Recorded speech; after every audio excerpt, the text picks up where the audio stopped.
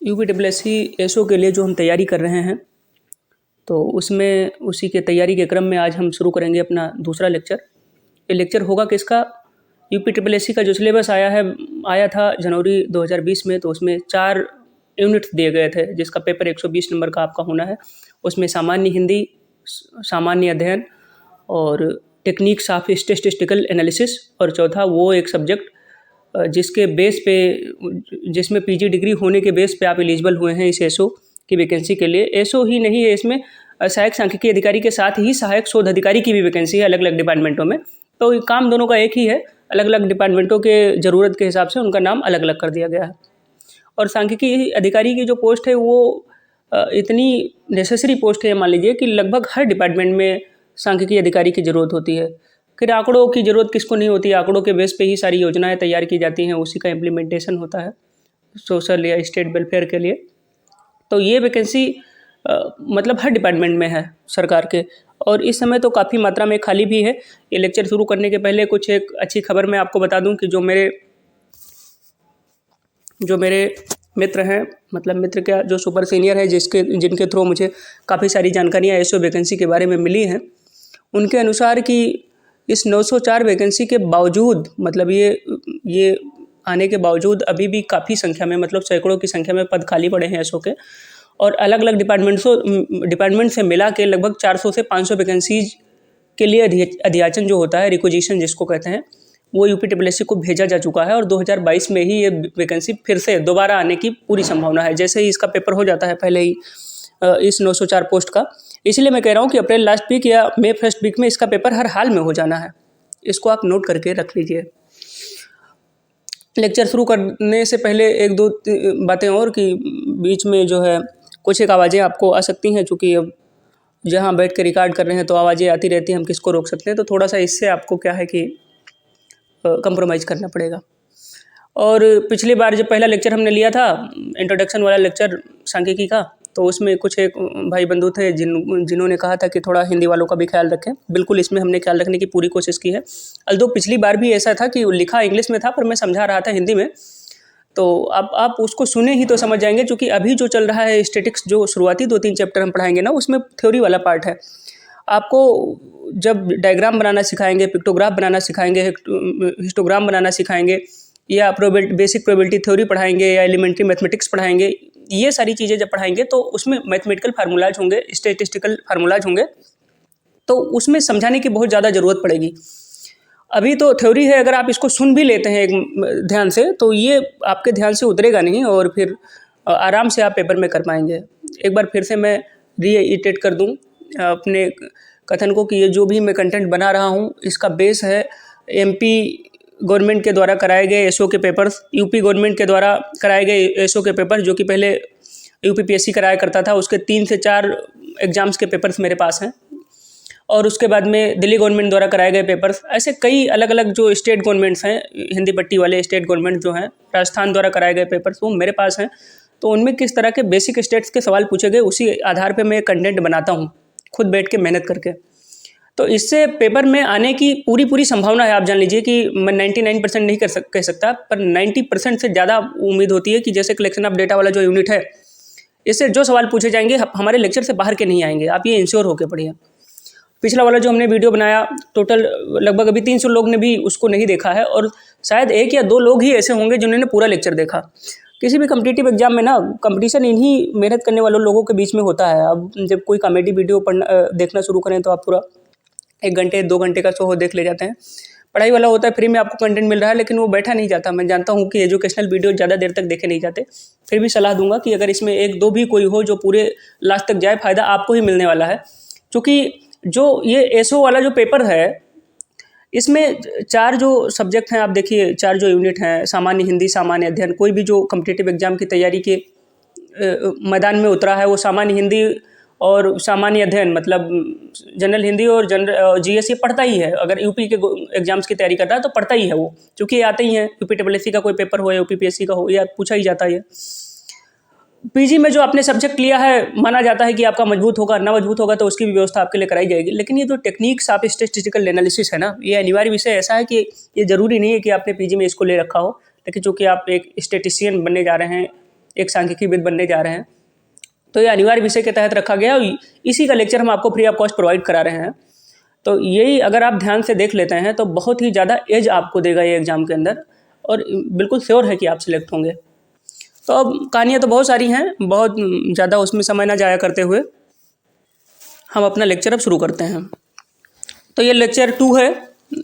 जब आप सिलेबस भी देखते रहिए, वो यूपीटीपीएससी ने जो निकाला था जनवरी 2020 में, तो उसमें टेक्निक्स आप स्टैटिस्टिकल एनालिसिस में उसका सिलेबस क्या है वो जब आप देखेंगे तो आपको पता चलेगा कि हम सिलेबस से तनिक भी ना ज़्यादा और ना ही तनिक भी कम, मतलब एक्यूरेट सिलेबस के हिसाब से चल रहे हैं। जितने पॉइंट उन्होंने वहाँ लिस्ट किए हैं वो पूरा एकदम पढ़ते हुए चल रहे हैं। पहले वाले लेक्चर से ये थोड़ा सा बड़ा होगा क्योंकि इसमें कंटेंट बहुत ज़्यादा है।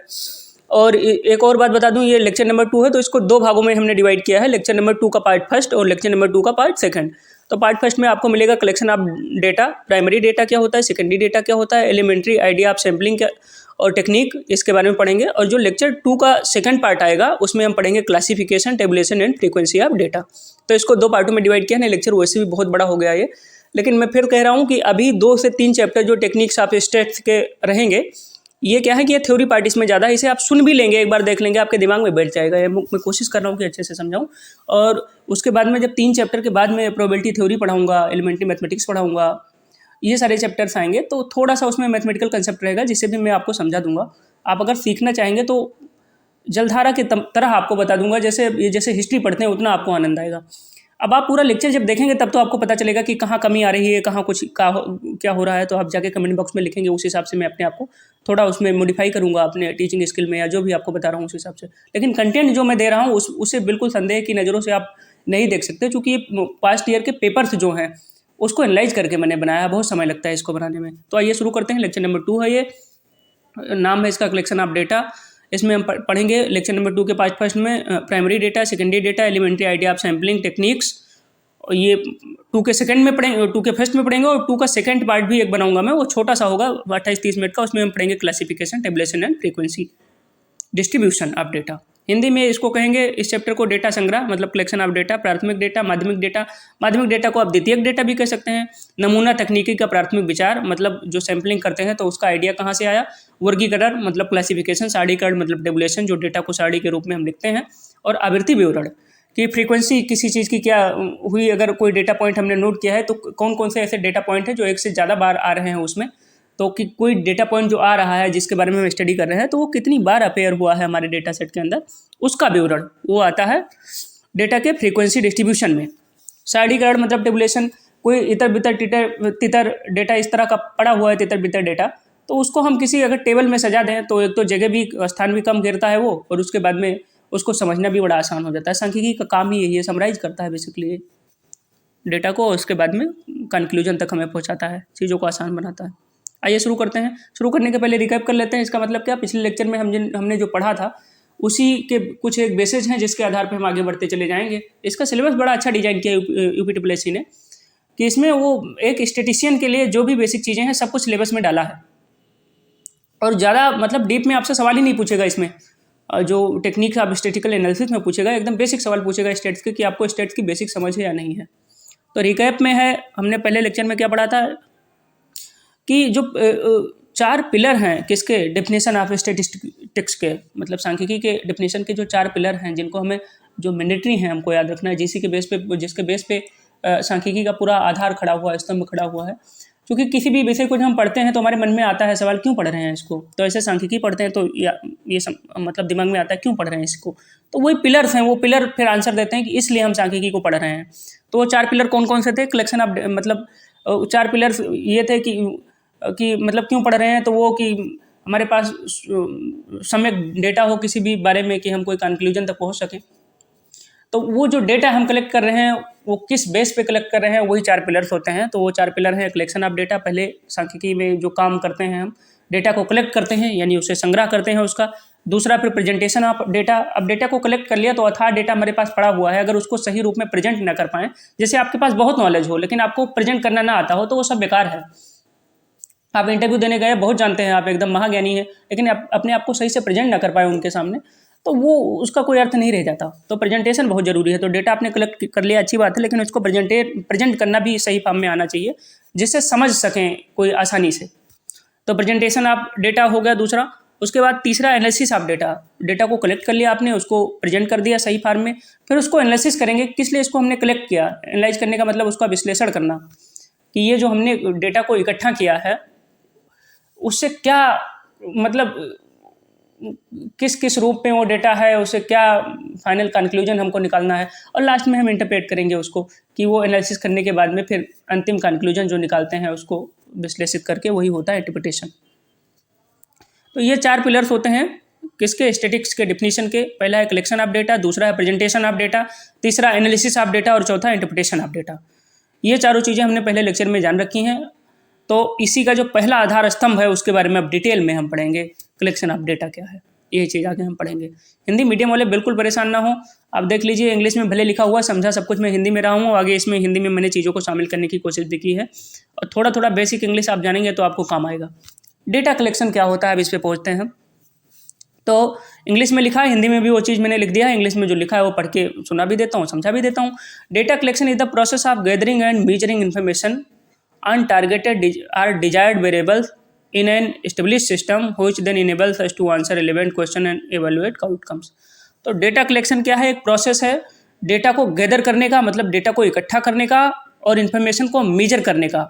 किस तरह की इन्फॉर्मेशन को, या किस तरह के इन्फॉर्मेशन को, मतलब ऐसा इन्फॉर्मेशन जिस पे हम टारगेट कर रहे हैं कि जो हमारा डिजायर है कि किसी स्कूल में पढ़ने वाले सारे बच्चों से संबंधित डेटा अगर हमको इकट्ठा करना है, तो हमारे डिजायर्ड वेरिएबल कौन हो गए, वो बच्चे जो उस स्कूल के अंदर पढ़ रहे हैं। अब उससे संबंधित डेटा हम इकट्ठा करेंगे, और वो जो डेटा हम इकट्ठा कर रहे हैं उस डेटा के वो डेटा हमें किस चीज़ में हेल्प करेगा, वो डेटा हमें हेल्प करेगा उन बच्चों से संबंधित जिनके संबंध में हमने डेटा इकट्ठा किया, किसी भी चीज़ के संबंधित जिसके संबंध में हम डेटा इकट्ठा कर रहे हैं, उससे संबंधित सवालों को के रेलेवेंट आंसर को ढूंढने में या रेलेवेंट आंसर देने में हमें वो हेल्प करेगा, कौन, वो डेटा। तो डेटा कलेक्शन बेसिकली क्या है, डेटा कलेक्शन एक स्थापित प्रणाली में डिजायर्ड वेरिएबल पर जानकारी एकत्र करने या मापने की एक प्रक्रिया है जो किसी को प्रासंगिक प्रश्नों का उत्तर देने और परिणामों का मूल्यांकन करने में सक्षम बनाता है। ये समझ गए कि डेटा कलेक्शन क्या है, एक स्थापित प्रणाली में कोई डिजायर्ड जो वेरिएबल्स हैं, जैसे वेरिएबल का मतलब आप चर पे ना जाइए, वेरिएबल का मतलब यहाँ स्टेट्स में वेरिएबल का मतलब होता है कोई भी ऐसी चीज़ जो एकदम फिक्स नहीं है, जैसे स्कूल में बच्चों की संख्या हो गई, ये हो गई, उससे संबंधित जो डेटा हम इकट्ठा कर रहे हैं वो पैरामीटर है, वो अलग अलग पैरामीटर हमने सेट करके।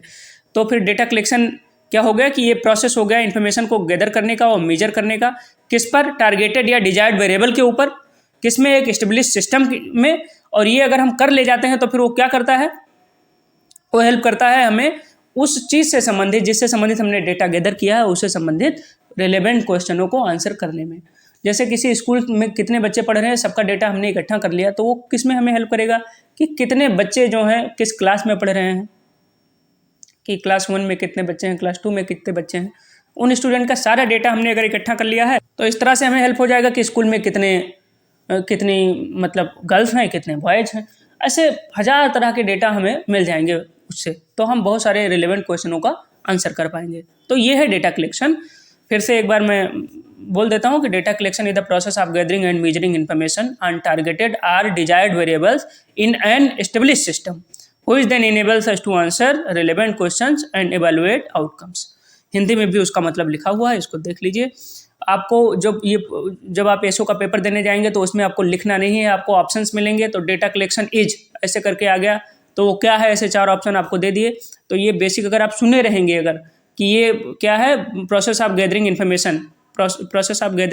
इन्फॉर्मेशन और measuring information on targeted variables, ऐसे कुछ करके दे दिया तो आप जान जाएंगे।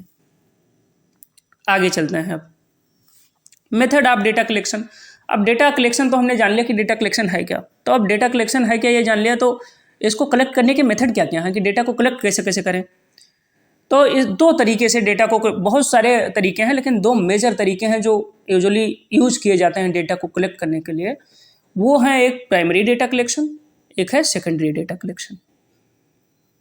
तो प्राइमरी डेटा और कलेक्शन में ही प्राइमरी डेटा क्या होता है और सेकेंडरी डेटा क्या होता है, ये दोनों चीज़ें भी हम जान लेंगे। तो अगर वहाँ पूछ लिया जाए कि डेटा कलेक्शन की जो 2 मूल विधियाँ हैं वो कौन कौन सी हैं, या डेटा कलेक्शन की कितनी मूल विधियाँ, तो 2 हैं। पहली है प्राइमरी डेटा कलेक्शन, दूसरी है secondary data collection. Primary data collection का मतलब प्राथमिक डेटा संग्रह और सेकेंडरी डेटा कलेक्शन का मतलब द्वितीयक या माध्यमिक डेटा संग्रह। ये दोनों चीज़ें याद रखेंगे। अब प्राइमरी डेटा संग्रह को या प्राइमरी डेटा कलेक्शन को हम डिटेल में पढ़ते हैं। प्राइमरी डेटा कलेक्शन, ये सारे नाम याद रखेंगे, एग्जाम में आएंगे सवाल। में फिर से रीइटरेट कर रहा हूँ अपना स्टेटमेंट कि ऐसे सवाल जरूर आएंगे, चूंकि ये पेपर्स में राजस्थान का जो एसओ का पेपर हुआ उसमें ऐसे आया था कि which of the following data collection is also called the first hand information collection. तो अब ये जब पढ़े रहेंगे, सुने रहेंगे, तो आप तुरंत माइंड आपका वहाँ तक पहुँच जाएगा, स्टक कर देगा वो। तो प्राइमरी डेटा कलेक्शन को रॉ डेटा भी कहते हैं, या प्राइमरी डेटा को रॉ डेटा कहते हैं, या फर्स्ट हैंड डेटा भी कहते हैं। तो प्राइमरी से वैसे ही समझ में आ गया होगा आपको। बेसिक पहला प्राइमरी स्कूल में कब जाते हैं, जब शुरू में, अब स्कूलिंग शुरू हुई तो प्राइमरी स्कूल होता है। वैसे वो डेटा, उस तरह का डेटा जो पहली बार एकत्रित किया गया हो किसी विशेष उद्देश्य के लिए, उसको कहते हैं प्राइमरी डेटा, जो पहली बार एकत्र किया गया हो। तो आल्सो कॉल्ड रॉ डेटा और फर्स्ट हैंड डेटा, और अवेलेबल इन क्रूड फार्म। ये क्रूड फार्म में अवेलेबल होता है, मतलब कच्चे फार्म में, कि एकदम विशुद्ध रूप इसका, जैसे जो पेट्रोलियम प्रोडक्ट होते नहीं, उसी से, कि क्रूड ऑयल जो होता है, जो निकाला जाता है डायरेक्ट धरती से, उसमें कोई रिफाइनमेंट नहीं, और जब इसको रिफाइन कर दो तब ये बन जाता है क्या, ये बन जाता है तब सेकेंडरी डेटा। तो क्रूड डेटा भी इसको कहते हैं, या रियल टाइम डेटा भी कहते हैं। रियल टाइम डेटा क्यों कहते हैं भाई? प्राइमरी डेटा को रियल टाइम डेटा इसलिए कहते हैं क्योंकि ये किसी विशेष उद्देश्य के लिए उसी समय, मतलब बहुत कम समय के भीतर एकत्र किया जाता है। ये कोई पुराना नहीं है, ये अप टू डेट होता है। कौन सा? प्राइमरी डेटा, कि आज हमें ज़रूरत है तो आज हम डेटा एकत्रित करेंगे। अब यही प्राइमरी डेटा लॉन्ग टर्म में सेकेंडरी बन जाता है, कि आज हमने कोई काम कर लिया, मान लिया कि एक गांव में कितने लोग रह रहे हैं, उनका सारा डेटा कलेक्ट करके हमने रख लिया। अब गांव को में उज्ज्वला स्कीम के तहत गैस सिलेंडर बांटना हुआ, आज के 4 साल 5 साल बाद बांटना हुआ, तो किसी ने गांव छोटा मैंने मान लिया, प्रदेश मान लीजिए, जहाँ का मतलब एकाएक जनसंख्या का पूरा डिटेल निकालना थोड़ा मुश्किल हो, मान लीजिए प्रदेश में जनगणना हुई, तो उसका डेटा फर्स्ट हैंड डेटा इकट्ठा हो गया। अब सरकार को उज्ज्वला स्कीम के तहत गैस सिलेंडर बांटना है गांव के अंदर, तो फिर से वो गैस सिलेंडर बांटने के लिए वो जनगणना तो कराएगी नहीं। जनगणना का जो पुराना डेटा था, जो रॉ डेटा था, जो प्राइमरी डेटा था, उसको यूज करेगी वो। तो एक बार चूंकि वो दूसरे उद्देश्य के लिए किया गया था, आज वो फिर से कोई यूज कर रहा है, तो द्वितीयक डेटा बन गया। उसको यूज करके उज्ज्वला योजना या जो अलग अलग योजनाएं सरकार की हैं, सौभाग्य योजना के तहत जो स्कीम्स हैं, पहल योजना के तहत जो स्कीम्स हैं, उज्ज्वला के तहत, ये सारा जो इम्प्लीमेंट करना हुआ गांव में, तो वो जो प्राइमरी डेटा के रूप में सेंसस हुआ था, उसके डेटा का इस्तेमाल करके अलग अलग योजनाओं का लाभ अलग अलग बेनिफिशियरी तक पहुंचाते जाना होता है। तो अब यहाँ प्राइमरी पढ़ रहे हैं, अभी सेकेंडरी हम पढ़ेंगे तो वहाँ खूब डिटेल में पढ़ लेंगे। लेकिन ये जो बातें मैं बोल रहा हूँ, इसको खाली अनावश्यक कथा सुन के बिसरा नहीं देना है, भूल नहीं जाना है। ये एग्जाम में ऐसे सवाल मिलेंगे आपको। तो प्राइमरी डेटा को रॉ डेटा भी कहते हैं, फर्स्ट हैंड इन्फॉर्मेशन कहते हैं। ये क्रूड फॉर्म में अवेलेबल होता है, और इसे रियल टाइम डेटा भी कहते हैं। क्यों रियल टाइम में कहते हैं, डेटा कहते हैं, ये भी हमने बता दिया। Primary data refers to the first hand data gathered by the researcher himself. अब डेटा की जरूरत किसको होती है भाई? जो रिसर्च करता है किसी चीज़ में। इसीलिए जो सहायक सांख्यिकी अधिकारी का जो है ना, इसमें कुछ डिपार्टमेंटों में इनका नाम है सहायक सांख्यिकी अधिकारी, कुछ डिपार्टमेंटों में इनका नाम है सहायक शोध अधिकारी। जब आपने फॉर्म भरा होगा तो आपको याद होगा, असिस्टेंट रिसर्च ऑफिसर की भी वैकेंसी निकली हुई है, असिस्टेंट रिसर्च ऑफिसर की वैकेंसी निकली हुई है। तो डेटा कौन इकट्ठा करता है? जिसे किसी चीज़ में रिसर्च करना हो, वो डेटा इकट्ठा करता है। तो वो डेटा जो कोई रिसर्चर पहली बार इकट्ठा करता है अपने किसी विशेष उद्देश्य की पूर्ति के लिए, उसको कहते हैं प्राइमरी डेटा या first hand data. The most important characteristic of the primary data is that it is original and first hand. सबसे इंपॉर्टेंट जो इसका करेक्टरिस्टिक है, गुण है, वो ये है कि ये ओरिजिनल होता है, क्योंकि ये पहली बार उस रिसर्चर के द्वारा स्वयं एकत्रित किया जाता है, किसी पर वो आधारित नहीं होता, उसके द्वारा स्वयं एकत्रित किया जाता है। और ये फर्स्ट हैंड होता है, ये ओरिजिनल होता है। ये इसकी मूल विशेषताएं हैं किसकी? प्राइमरी डेटा की। अब इसमें हिंदी में वही बात मैंने लिख दी है, हिंदी वाले भैया जन पढ़ लेंगे कि डेटा संग्रह के तरीके कौन कौन से हैं। प्राथमिक डेटा संग्रह, इसे रॉ डेटा या फर्स्ट हैंड इन्फॉर्मेशन कहते हैं, कच्चे रूप में उपलब्ध होता है। रियल टाइम डेटा भी इसको कहते हैं। प्राथमिक डेटा से तात्पर्य स्वयं शोधकर्ता द्वारा एकत्र किए गए प्रत्यक्ष डेटा से है, वो डायरेक्ट डेटा जो इकट्ठा करता है, किसी के सहारे नहीं रहता। प्राथमिक डेटा की सबसे महत्वपूर्ण विशेषता यह है कि यह मूल और प्रत्यक्ष है, ये ओरिजिनल है और ये डायरेक्ट है, फर्स्ट हैंड है। हिंदी में हो गया। अब कुछ मूल विशेषताएं हैं प्राइमरी डेटा का, ये जान लीजिए। तो प्राइमरी डेटा की जो कुछ मूल विशेषताएं हैं वो क्या हैं, इसमें देख लीजिए। ये है these are original and almost accurate because these are collected by the investigator for the first time and by himself. ये जो प्राइमरी डेटा होता है ये ऑलमोस्ट एक्यूरेट होता है। जैसे आप किसी उद्देश्य की पूर्ति के लिए आप डेटा इकट्ठा कर रहे हैं, तो एक तो ओरिजिनल हो गया, आप खुद इकट्ठा कर रहे हैं, जा जाके किसी के आश्रय नहीं रह रहे हैं कि वो गलत बोल देगा, क्या कर देगा, आप खुद ही कर रहे हैं उस चीज़ को। और दूसरा, जब आपने पहले सेट ऑफ रूल रखा है कि इस काम के लिए मैं डेटा इकट्ठा कर रहा हूँ, तो आप गलत डेटा क्यों इकट्ठा करेंगे? आपका उद्देश्य होगा जितना एक्यूरेट हो पाए। तो इसीलिए ये फर्स्ट हैंड होता है, ये ओरिजिनल होता है, ये एक्यूरेट होता है। कौन? Primary data. इसकी विशेषता है। दूसरी विशेषता है, these are most reliable and suitable for the investigation research because these are collected directly for a desired purpose. ये जो प्राइमरी डेटा होता है ये सबसे बहुत ज़्यादा रिलायबल और सुटेबल होता है, क्योंकि इसका जो पर्पज है जिसके लिए इकट्ठा किया गया है पहले फिक्स है। तो कोई काम जब शुरू किया गया है उसका कोई पर्पज हो, तो बिना पर्पज के आप कोई काम करें तो शायद कंफ्यूज हो। पर्पज है उसका, अगर जैसे एसओ बनना है आपको, तो आपका पर्पज है कि हमें एसओ बनना है, तो ये लेक्चर आप देखेंगे तो आप बोर नहीं होंगे, पूरा देख ले जाएंगे। अगर पर्पज नहीं है तो आप बोर हो जाएंगे, कुछ देर के बाद में नहीं देख पाएंगे पूरा का पूरा लेक्चर। तो इसीलिए ये बहुत रिलायबल और सुटेबल होता है प्राइमरी डेटा इन्वेस्टिगेशन या रिसर्च के लिए, शोध या रिसर्च के लिए। क्यों? क्योंकि ये एक पर्पज के साथ में, एक पहले ही सेट पर्पज या डिजायर्ड पर्पज के साथ में कलेक्ट किया जाता है। तीसरा, primary data collection is expensive both in terms of time and money. अब करेक्टरिस्टिक देख रहे हैं इसमें, तो विशेषता में गुण दोष दोनों एक ही जगह हमने डाल दिया है कि इसकी एक ये आ सकता है कि which type of data collection is more expensive. तो इसमें प्राइमरी डेटा कलेक्शन होता है। क्यों होता है मैं समझा रहा हूँ, क्योंकि यहाँ आप डायरेक्टली डेटा को इकट्ठा कर रहे हैं, तो आपको ज़्यादा टाइम की जरूरत पड़ेगी। आपको लोगों के पास जाना है या जहाँ जिससे संबंधित डेटा इकट्ठा कर रहे हैं, उसमें आप दूसरों के या हीला हवाली वाला काम नहीं कर सकते। डायरेक्ट आप जा रहे हैं तो आपका पैसा भी खर्च होगा, आपको समय भी लगेगा इन सब चीज़ों में। तो ये एक्सपेंसिव होता है, और ये मतलब टाइम और मनी दोनों रिगार्ड में एक्सपेंसिव होता है। मतलब समय भी ज़्यादा लगता है इसमें और पैसा भी खर्च होता है इस तरह के डेटा कलेक्शन में। इसलिए यूजुअली लोग इस तरह का डेटा कलेक्शन नहीं करते। बहुत ही मतलब छोटे रूप में करना है तो प्राइमरी डेटा कलेक्शन हो गया। बड़े रूप में लोग पहले ही अगर डेटा जो पड़ा हुआ है ओपन सोर्स में इस्तेमाल किए जाने योग्य, तो उसका इस्तेमाल कर लेते हैं रेफरेंस देके। अगली जो इसकी विशेषता है वो क्या है कि अगली जो इसकी विशेषता है यहाँ पे जो है, अगली विशेषता है इसकी, these can be used without more precautions and editing as primary data is collected for a definite purpose. अब जिसको प्राइमरी डेटा इकट्ठा किया गया है तो इसमें किसी एडिटिंग की जरूरत है नहीं, चूंकि ये काफ़ी एक्यूरेट है। ज़्यादा प्रिकॉशन की भी जरूरत नहीं। प्रिकॉशन की जरूरत तब पड़ेगी, सावधानी की जरूरत, जब इसी को सेकेंडरी डेटा के रूप में यूज किया जाए, कोई दूसरा यूज करे इसको, तो उसको प्रिकॉशन की जरूरत इसलिए पड़ेगी कि जिसने पहली बार इसको एकत्रित किया उसका कोई अलग उद्देश्य था। शायद वो दूसरी बार इसका इस्तेमाल कर रहा है सेकेंडरी डाटा के रूप में, उसका उद्देश्य कुछ अलग हो, लेकिन वो इकट्ठा नहीं करना चाह रहा, उसके पास इतना समय नहीं है, इतना मनी नहीं है, तो इसका इस्तेमाल कर रहा है। तो उसको ध्यान रखना पड़ेगा कि पहले उद्देश्य क्या था इकट्ठा करने का, मेरा उद्देश्य अलग उससे कैसे है, मैं इसको कैसे रिफाइन करूँ कि जो इससे कंक्लूजन निकले वो गलत ना हो।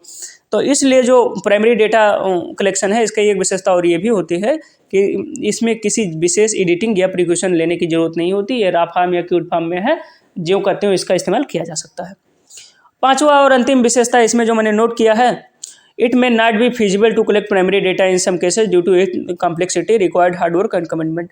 ये प्राइमरी डेटा कलेक्शन जो है ये फिजिबल मतलब ये तर्कसंगत मालूम नहीं पड़ता। उसकी वजह क्या है, बड़ा समय खर्च होता है इसके लिए, टाइम चाहिए आपको एकदम इंडिविजुअली जाके कोई चीज़ इकट्ठा करने के लिए, डायरेक्टली जाने के लिए, पैसा भी चाहिए उसके लिए। तो ये इतना फिजिबल या नहीं मालूम पड़ता।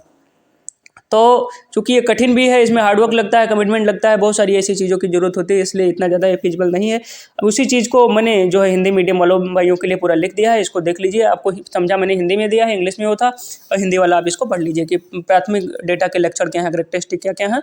ये मूल और लगभग सटीक हैं क्योंकि इन्हें अन्वेषक द्वारा पहली बार और स्वयं द्वारा एकत्र किया जाता है। ये सारी बातें मैंने हिंदी में आपको पहले ही बता दी है, बस आपको असुविधा ना हो तो ये मैंने हिंदी में भी पूरा नोट कर दिया है उसी ऊपर के इंग्लिश के ट्रांसलेशन को। इसका फोटो ले लीजिए और अपना पढ़िए आराम से।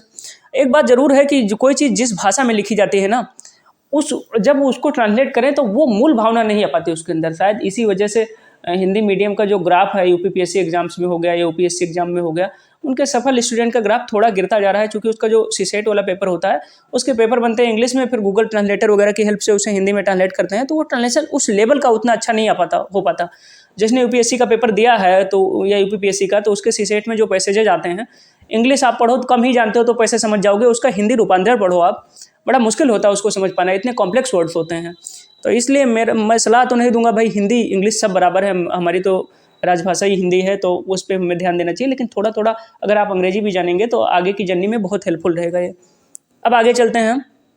हो गया जो कुछ कैरेक्टरिस्टिक हो गए प्राइमरी डेटा कलेक्शन के, वो हमने आपको बता दिया, समझा दिया। अब आगे चलते हैं कि प्राइमरी डेटा कलेक्शन के टूल क्या क्या हैं, मतलब कैसे इकट्ठे करते हैं इसको। पहले क्या बताया, प्राइमरी डेटा कलेक्शन होता, प्राइमरी डेटा क्या होता है, फिर प्राइमरी डेटा कलेक्शन क्या होता है, फिर प्राइमरी डेटा कलेक्शन के करेक्टरिस्टिक क्या होते हैं। उसके बाद में आप प्राइमरी डेटा कलेक्ट करें तो कैसे करें, उसके कुछ एक टूल्स कि इन माध्यमों द्वारा प्राइमरी डेटा इकट्ठा किया जाता है, एग्जाम में आ सकता है। ये दे दें, आपसे पूछ लें कि डायरेक्ट ऑब्जर्वेशन जो है किस तरह के डेटा कलेक्शन करने की एक विधि है, तो आपको उसमें ऑप्शन दे दें कि ये सेकेंडरी है या ये प्राइमरी है या एक तरह का डेटा कलेक्शन और होता है सप्लीमेंट्री। सप्लीमेंट्री आपके सिलेबस में नहीं है, पर थोड़ा मैं आपको बता देता हूँ कि सप्लीमेंट्री डेटा कलेक्शन वो होता है कि कोई डेटा कलेक्ट करता है, कोई भी इंस्टीट्यूशन हो गया, गवर्नमेंट इंस्टीट्यूशन या प्राइवेट एनजीओ इंस्टीट्यूशन, और वो ओपन सोर्स पे उस डेटा को डाल दे कि कोई भी नेक्स्ट बंदा आए तो बिना किसी से परमिशन लिए उसे यूटिलाइज कर सके। तो उस तरह के डेटा कलेक्शन को सप्लीमेंट्री डेटा कलेक्शन कहते हैं। ये बेसिकली गवर्नमेंट वेबसाइट पे जो डेटा उटा पड़ा रहता है उससे संबंधित बातें हैं। आपके सिलेबस में केवल प्राइमरी और सेकेंडरी है तो उसी पे हम फोकस रखेंगे।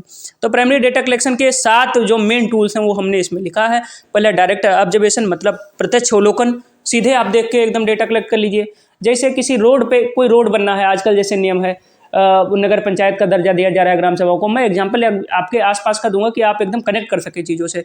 तो आपके ग्राम सभा को मान लो नगर पंचायत का दर्जा दे दिया गया, तो वहाँ शहर के तरीके की अगर रोडें बनानी है तो ये है कि वहाँ कई बार बैठ के एकदम तंबू तनाट लगा के वो गिनते हैं कि कितनी गाड़ियाँ पूरे दिन में गई, और एक सीमा से ज़्यादा जानती है तो वहाँ फिर वो परमिशन मिल जाती है कि यहाँ रोड बनाने की यहाँ ज़रूरत है। तो अब वहाँ बैठ गए, एकदम प्रत्यक्ष देख रहे हैं कि कितनी गाड़ियाँ जा रही हैं, कितनी आ रही हैं, और वो डेटा वो कलेक्ट कर रहे हैं। तो प्रत्यक्ष अवलोकन से वो डेटा कलेक्ट करना, ये एक प्राइमरी डेटा कलेक्शन हो गया। फिजिकल टेस्टिंग से जो डेटा कलेक्शन होता है वो प्राइमरी डेटा कलेक्शन के तहत आता है। क्वेश्चनेयर्स, मतलब क्वेश्चनों का पूरा सेट बना दिया, किसी से पूछा, उससे संबंधित सारा डेटा इकट्ठा कर लिया, ये भी आता है प्राइमरी डेटा कलेक्शन में। सर्वे जो आप करते हैं, जैसे आजकल देख लो चुनाव का मौसम चल रहा है, तो इसमें सबसे बेस्ट एग्जांपल इसी का है कि चुनाव होने के पहले जो है ओपिनियन पोल्स आते हैं, चुनाव हो जाने के जस्ट उसी दिन शाम को या अगले दिन एग्जिट पोल्स आते हैं। तो ये जो सर्वेज कराए जाते हैं या अलग अलग सर्वेज, अभी हिजाब इशू चल रहा है अलग अलग देशों में, जैसे कि किसी देश में हिजाब पे बैन है, किसी देश में नहीं है, धार्मिक स्वतंत्रता, ये अलग अलग इश्यूज हैं। जैसे स्विट्जरलैंड ने अभी हाल में एक सर्वे कराया था, उसमें था कि आप ये अपनी राय इसमें दो कि हिजाब वैध होना चाहिए देश में या नहीं होना चाहिए। ये सब अलग अलग इश्यूज हैं, उस पर हमें नहीं जाना, बस ये अपनी सांख्यिकी को समझना है उस तरीके से। या और किसी भी तरह का सर्वे, मान लीजिए कि आपको क्या लग रहा है कि सर्वे कराएगा कि किसकी सरकार आएगी, इस तरह की चीज़ें हो गई। या आप ऐसा सर्वे कराया गया कि खाद्य मतलब महंगाई बढ़ रही है तो उस पर जनता की राय, अलग अलग तरह का कोई भी सर्वे, तो आप जानते ही हैं अलग अलग सर्वे होते ही रहते हैं। न्यूज़ मीडिया संस्थान कराते रहते हैं, एनजीओज कराते रहते हैं, इवन गवर्नमेंट्स कराती हैं सर्वे। तो ये डायरेक्ट एकदम चूंकि इसमें डायरेक्ट राय ली जाती है ना, क्वेश्चन दे दिया गया है ऑनलाइन माध्यम से, सर्वे आप क्लिक करते हैं हाँ में ना में या अपनी राय देते हैं, तो ये डायरेक्ट हो गया डेटा कलेक्शन। फिर आगे चलते हैं तो उसमें पर्सनल या टेलीफोनिक इंटरव्यू, जब पर्सनल इंटरव्यू जो होते हैं ये भी डायरेक्ट डेटा कलेक्शन है। जैसे आपका इंटरव्यू लिया जाना है, आप यूपीएससी या यूपीपीएससी में गए तो आपका इंटरव्यू अगर लिया जा रहा है तो डायरेक्ट एक बैच इंटरव्यू का बना हुआ है, आपसे सवाल पूछा जा रहा है, आपके संबंध में चीज़ें, आपका व्यवहार, आपका स्वभाव सब जानने की कोशिश की जा रही है। तो आपका जो डेटा है आपसे डायरेक्ट इकट्ठा किया जा रहा है। या कई बार डायरेक्ट जब संभव नहीं होता तो कई बार प्राइवेट जॉब्स में हो गया तो जूम कॉल के थ्रू इंटरव्यूज लिए जाते हैं आजकल, या टेलीफोन पे इंटरव्यू लिए जाते हैं। तो ये सारा जो माध्यम हो गया डेटा कलेक्शन का, ये सब प्राइमरी डेटा कलेक्शन के तहत आता है। उसके बाद में अगला हो गया केस स्टडी। जब आप किसी की करते हैं तो केस स्टडी भी डायरेक्ट डेटा कलेक्शन में आता है। उसके बाद में फोकस ग्रुप भी डायरेक्ट डेटा कलेक्शन में आता है। तो केस स्टडी और फोकस ग्रुप ये दोनों भी प्राइमरी डेटा कलेक्शन के तहत ही आते हैं या फर्स्ट हैंड डेटा कलेक्शन के तहत आते हैं। तो फर्स्ट हैंड डेटा कलेक्शन के जो टूल्स हैं 7 हमने जो लिखे हैं इसमें देख लीजिए। Direct observation, physical testing, questionnaire, survey, personal या टेलीफोनिक इंटरव्यू, केस स्टडी और फोकस ग्रुप है। सवाल आएंगे, इससे मैं आपको बार बार बता रहा हूँ, ध्यान से आपको सुनना है। इसको हिंदी में नीचे मैंने लिस्ट कर दिया है, देख लीजिए। प्राथमिक डेटा संग्रह के उपकरण कौन कौन से हैं? प्रत्यक्ष अवलोकन, शारीरिक परीक्षण, प्रश्नावली, सर्वेक्षण, व्यक्तिगत या टेलीफोनिक साक्षात्कार, मामले का अध्ययन और फोकस समूह, ये इतनी चीजें। अब हमारा प्राइमरी डेटा कलेक्शन भैया कंप्लीट हो गया, पहला टॉपिक डेटा कलेक्शन का। अब हम आ जाते हैं सेकेंडरी डेटा कलेक्शन में। सेकेंडरी डेटा कलेक्शन के बारे में थोड़ी बातें हमने प्राइमरी डेटा कलेक्शन के बारे में डिस्कस करते समय ही बताया है, लेकिन अब हम यहाँ पे फिर से बताते हैं, चर्चा कर लेते हैं इसकी। सेकेंडरी डेटा कलेक्शन को हम क्या कहते हैं? दूसरे नाम से जाना जाता है second hand data collection. Secondary का मतलब ये सेकेंड हैंड हो गया कि जो फर्स्ट हैंड किसी ने अपने किसी विशेष पर्पज के लिए डेटा को कलेक्ट किया था, उसका पर्पज अलग था, लेकिन हमारा डेटा कलेक्ट करने का मन नहीं है या ज़्यादा खर्चा लग रहा है, उतना टाइम नहीं है, तो उस पुराने डेटा को ही वो किसी भी पर्पज़ के लिए इस्तेमाल किया गया, उस पुराने डेटा को हम लेते हैं, अपने पर्पज़ के हिसाब से रिफाइन करते हैं और उसके बाद में काम में ले लेते हैं। तो ये इसलिए वो क्या हो गया, वो सेकंड हैंड डेटा हो गया, चूँकि वो फर्स्ट हैंड उसे नहीं। आजकल सेकंड हैंड का कितना, सेकंड हैंड बाइक ले ली, सेकंड हैंड साइकिल ले ली, पूरा ज़माना ही सेकंड हैंड का है। तो सेकंड हैंड का मतलब तो आप जानते हैं ना कि फर्स्ट हैंड ना किया गया हो, ना लिया गया हो, तो वो जो डेटा जो फर्स्ट हैंड ना कलेक्ट किया गया हो वो सेकंड हैंड डेटा हो गया। इसको ये दूसरों द्वारा कलेक्ट किया जाता है, उस इंडिविजुअल को द्वारा कलेक्ट नहीं किया जा रहा होता है जिसे खुद किसी पर्पज़ विशेष के लिए रिसर्च करना है उस डेटा के ऊपर। इसे रिफाइंड फॉर्म ऑफ डेटा भी कहते हैं, इसे पास्ट डेटा कहते हैं, चूँकि अप टू डेट नहीं होता। अप टू डेट या जो जो रियल टाइम डेटा कौन होता है, वो तो प्राइमरी डेटा होता है, चूँकि आज हमें किसी मुद्दे पर रिसर्च करने की ज़रूरत है तो हम डेटा ऑन द स्पॉट मतलब उसी समय कलेक्ट करेंगे। लेकिन मेरे जो डेटा का कोई पास्ट में वो आगे फ्यूचर में यूज़ करता है तो ये डेटा आज पास्ट डेटा हो गया। तो ये सेकेंडरी डेटा जो होता है, ये सेकेंड हैंड डेटा भी इसको कहते हैं, ये दूसरों के द्वारा एकत्रित किया जाता है। रिफाइंड फॉर्म में होता है, ये क्रूड डेटा नहीं होता और इसे पास्ट डेटा भी कहते हैं। These are usually once primary data but become secondary when used by a third party. तो ये कोई भी डेटा पहली बार, जैसे आप कह रहे हो सेकंड हैंड हम बाइक खरीद रहे हैं, तो सेकंड हैंड जो आज बाइक बनी है ना, वो पहली बार तो फर्स्ट हैंड बाइक ही रही होगी ना भाई साहब। किसी ने पहली बार जो है, भाई साहब कहने से बहन जी लोग गुस्सा ना हो जाना, भाई साहब या बहन जी सबके लिए लागू होता है कि मान लीजिए किसी बहन ने स्कूटी खरीदा तो सेकंड हैंड मान लीजिए खरीदा, तो कभी ना कभी तो फर्स्ट हैंड रहा होगा ना, कोई ऐसा रहा होगा जिसने पहली बार उसको खरीदा, तो वो जान लीजिए फर्स्ट हैंड जो हुआ प्राइमरी वो हो गया, प्राइमरी परचेज। उसके बाद में अब सेकंड हैंड जब आपने लिया तो वो सेकेंडरी परचेज हो गया। ऐसे डेटा के माध्यम में भी है। तो ये जो सेकेंडरी डेटा होता है बेसिकली, ये कभी प्राइमरी डेटा हुआ करता था, लेकिन अब जब इसका वो पास्ट में हुआ करता था, अब कुछ समय के बाद इसका दूसरे उद्देश्य के लिए यूज किया जा रहा है, तो ये फिर क्या हो जाता है थर्ड पार्टी के द्वारा, तो ये सेकेंडरी डेटा बन जाता है। अब सेकेंडरी डेटा के बारे में और अगर देखते हैं तो secondary data mean data collected by someone else earlier. वह डेटा जो किसी और के द्वारा पहले ही एकत्रित किया जा चुका है, जिसे अब हम रिफाइन करेंगे अपने उद्देश्य की पूर्ति के लिए और फिर काम में लाएंगे, वो होगा secondary data. The secondary data is the interpretation and analysis of the primary data. तो जो प्राइमरी डेटा है उसका इंटरप्रिटेशन और एनालिसिस जो होता है सेकेंडरी डेटा होता है। प्राइमरी डेटा को क्रूड फॉर्म में अपने उद्देश्य या काम के लिए किसी ने कलेक्ट कर लिया, अब बाद में अपने दूसरे उद्देश्य के लिए कोई उसको रिफाइन कर रहा है, उसको री इंटरप्रेट कर रहा है अलग अलग तरीके से, तो वो सेकेंडरी डेटा बन जाता है। This is collected for some other purpose and may not be reliable for present research और may not be accurate.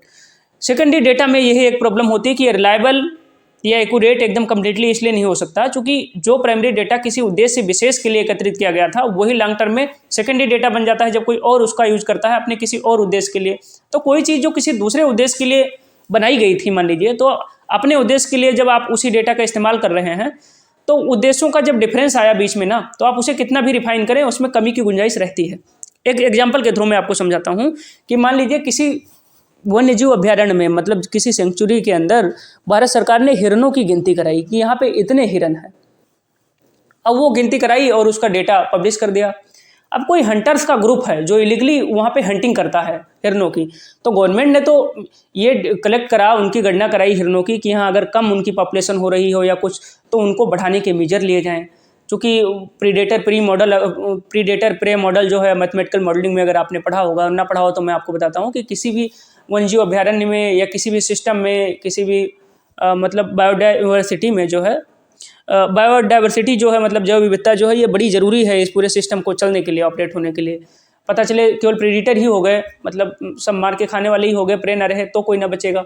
Pray ही बहुत ज़्यादा हो गए, प्रीडेटर ना रहे तो प्रे की संख्या भी एक सीमा से ज़्यादा हो जाएगी, वो पॉपुलेशन पे गड़बड़ इम्पैक्ट डालेंगे। तो इनका बैलेंस एकदम होना हमेशा ज़रूरी होता है। तो मानो गवर्नमेंट को ये लगता है कि उस सेंचुरी में हिरणों की संख्या की हम काउंटिंग कराएं, वहाँ कुछ गड़बड़ हो तो कम हो तो उसका मेजर लें, उनको बढ़वा कुछ उपाय हो। लेकिन अब कोई हंटर्स का जो ग्रुप है वो देखता है इसको एक अपॉर्चुनिटी की तरह कि अच्छा सरकार ने बताया है और मान लीजिए सरकार के आंकड़े में आए कि हिरणों की पर्याप्त संख्या है, तो हंटर्स उस डेटा का यूज, उस प्राइमरी डेटा की यूज करते हैं अपने उद्देश्य के लिए कि इसमें हिरणों की प्रचुर मात्रा है तो इलीगली इनको हम हंट करें। तो वहाँ उद्देश्य क्या था, सरकार कुछ मेजर लेने वाली थी कि अगर संख्या कम है या ज़्यादा है तो उसे और बढ़ाने के, कि एकदम बायोडाइवर्सिटी जैव विविधता वहाँ पे मेंटेन रहे, मतलब प्रेडिटर प्रे वाला जो फॉर्मेशन है वो बिल्कुल मेंटेन रहे, कोई दिक्कत ना आए। लेकिन हंटर्स का ग्रुप, इलीगल हंटर्स का ग्रुप उसको अपॉर्चुनिटी की तरह उसी डेटा को एनालाइज करके देख रहा है कि यहाँ प्रचुर मात्रा है, यहाँ पे हम आराम से हंटिंग कर सकते हैं। तो सेकेंडरी डेटा का एनालिसिस अगर गलत उद्देश्यों के लिए किया जाए या अगर पर्पस डिफरेंट हो जाए तो ये डेडली हो जाता है, तो ये एक्यूरेट नहीं होता।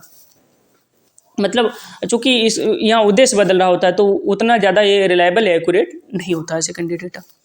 आगे देखते हैं हम, या Google analytics data, secondary data का और एग्जांपल आप देख लीजिए। जो आप यूट्यूब चैनल मान लीजिए आप बना रहे हैं, तो आप 10 लोगों ने आपका व्यू, आपको आपके चैनल को देखा, 20 लोगों ने देखा, तो उसका पूरा एकदम प्रोफार्मा खाका पूरा खींच के गूगल एनालिटिक्स से यूट्यूब स्टूडियोज में आपको मिल जा रहा होता है।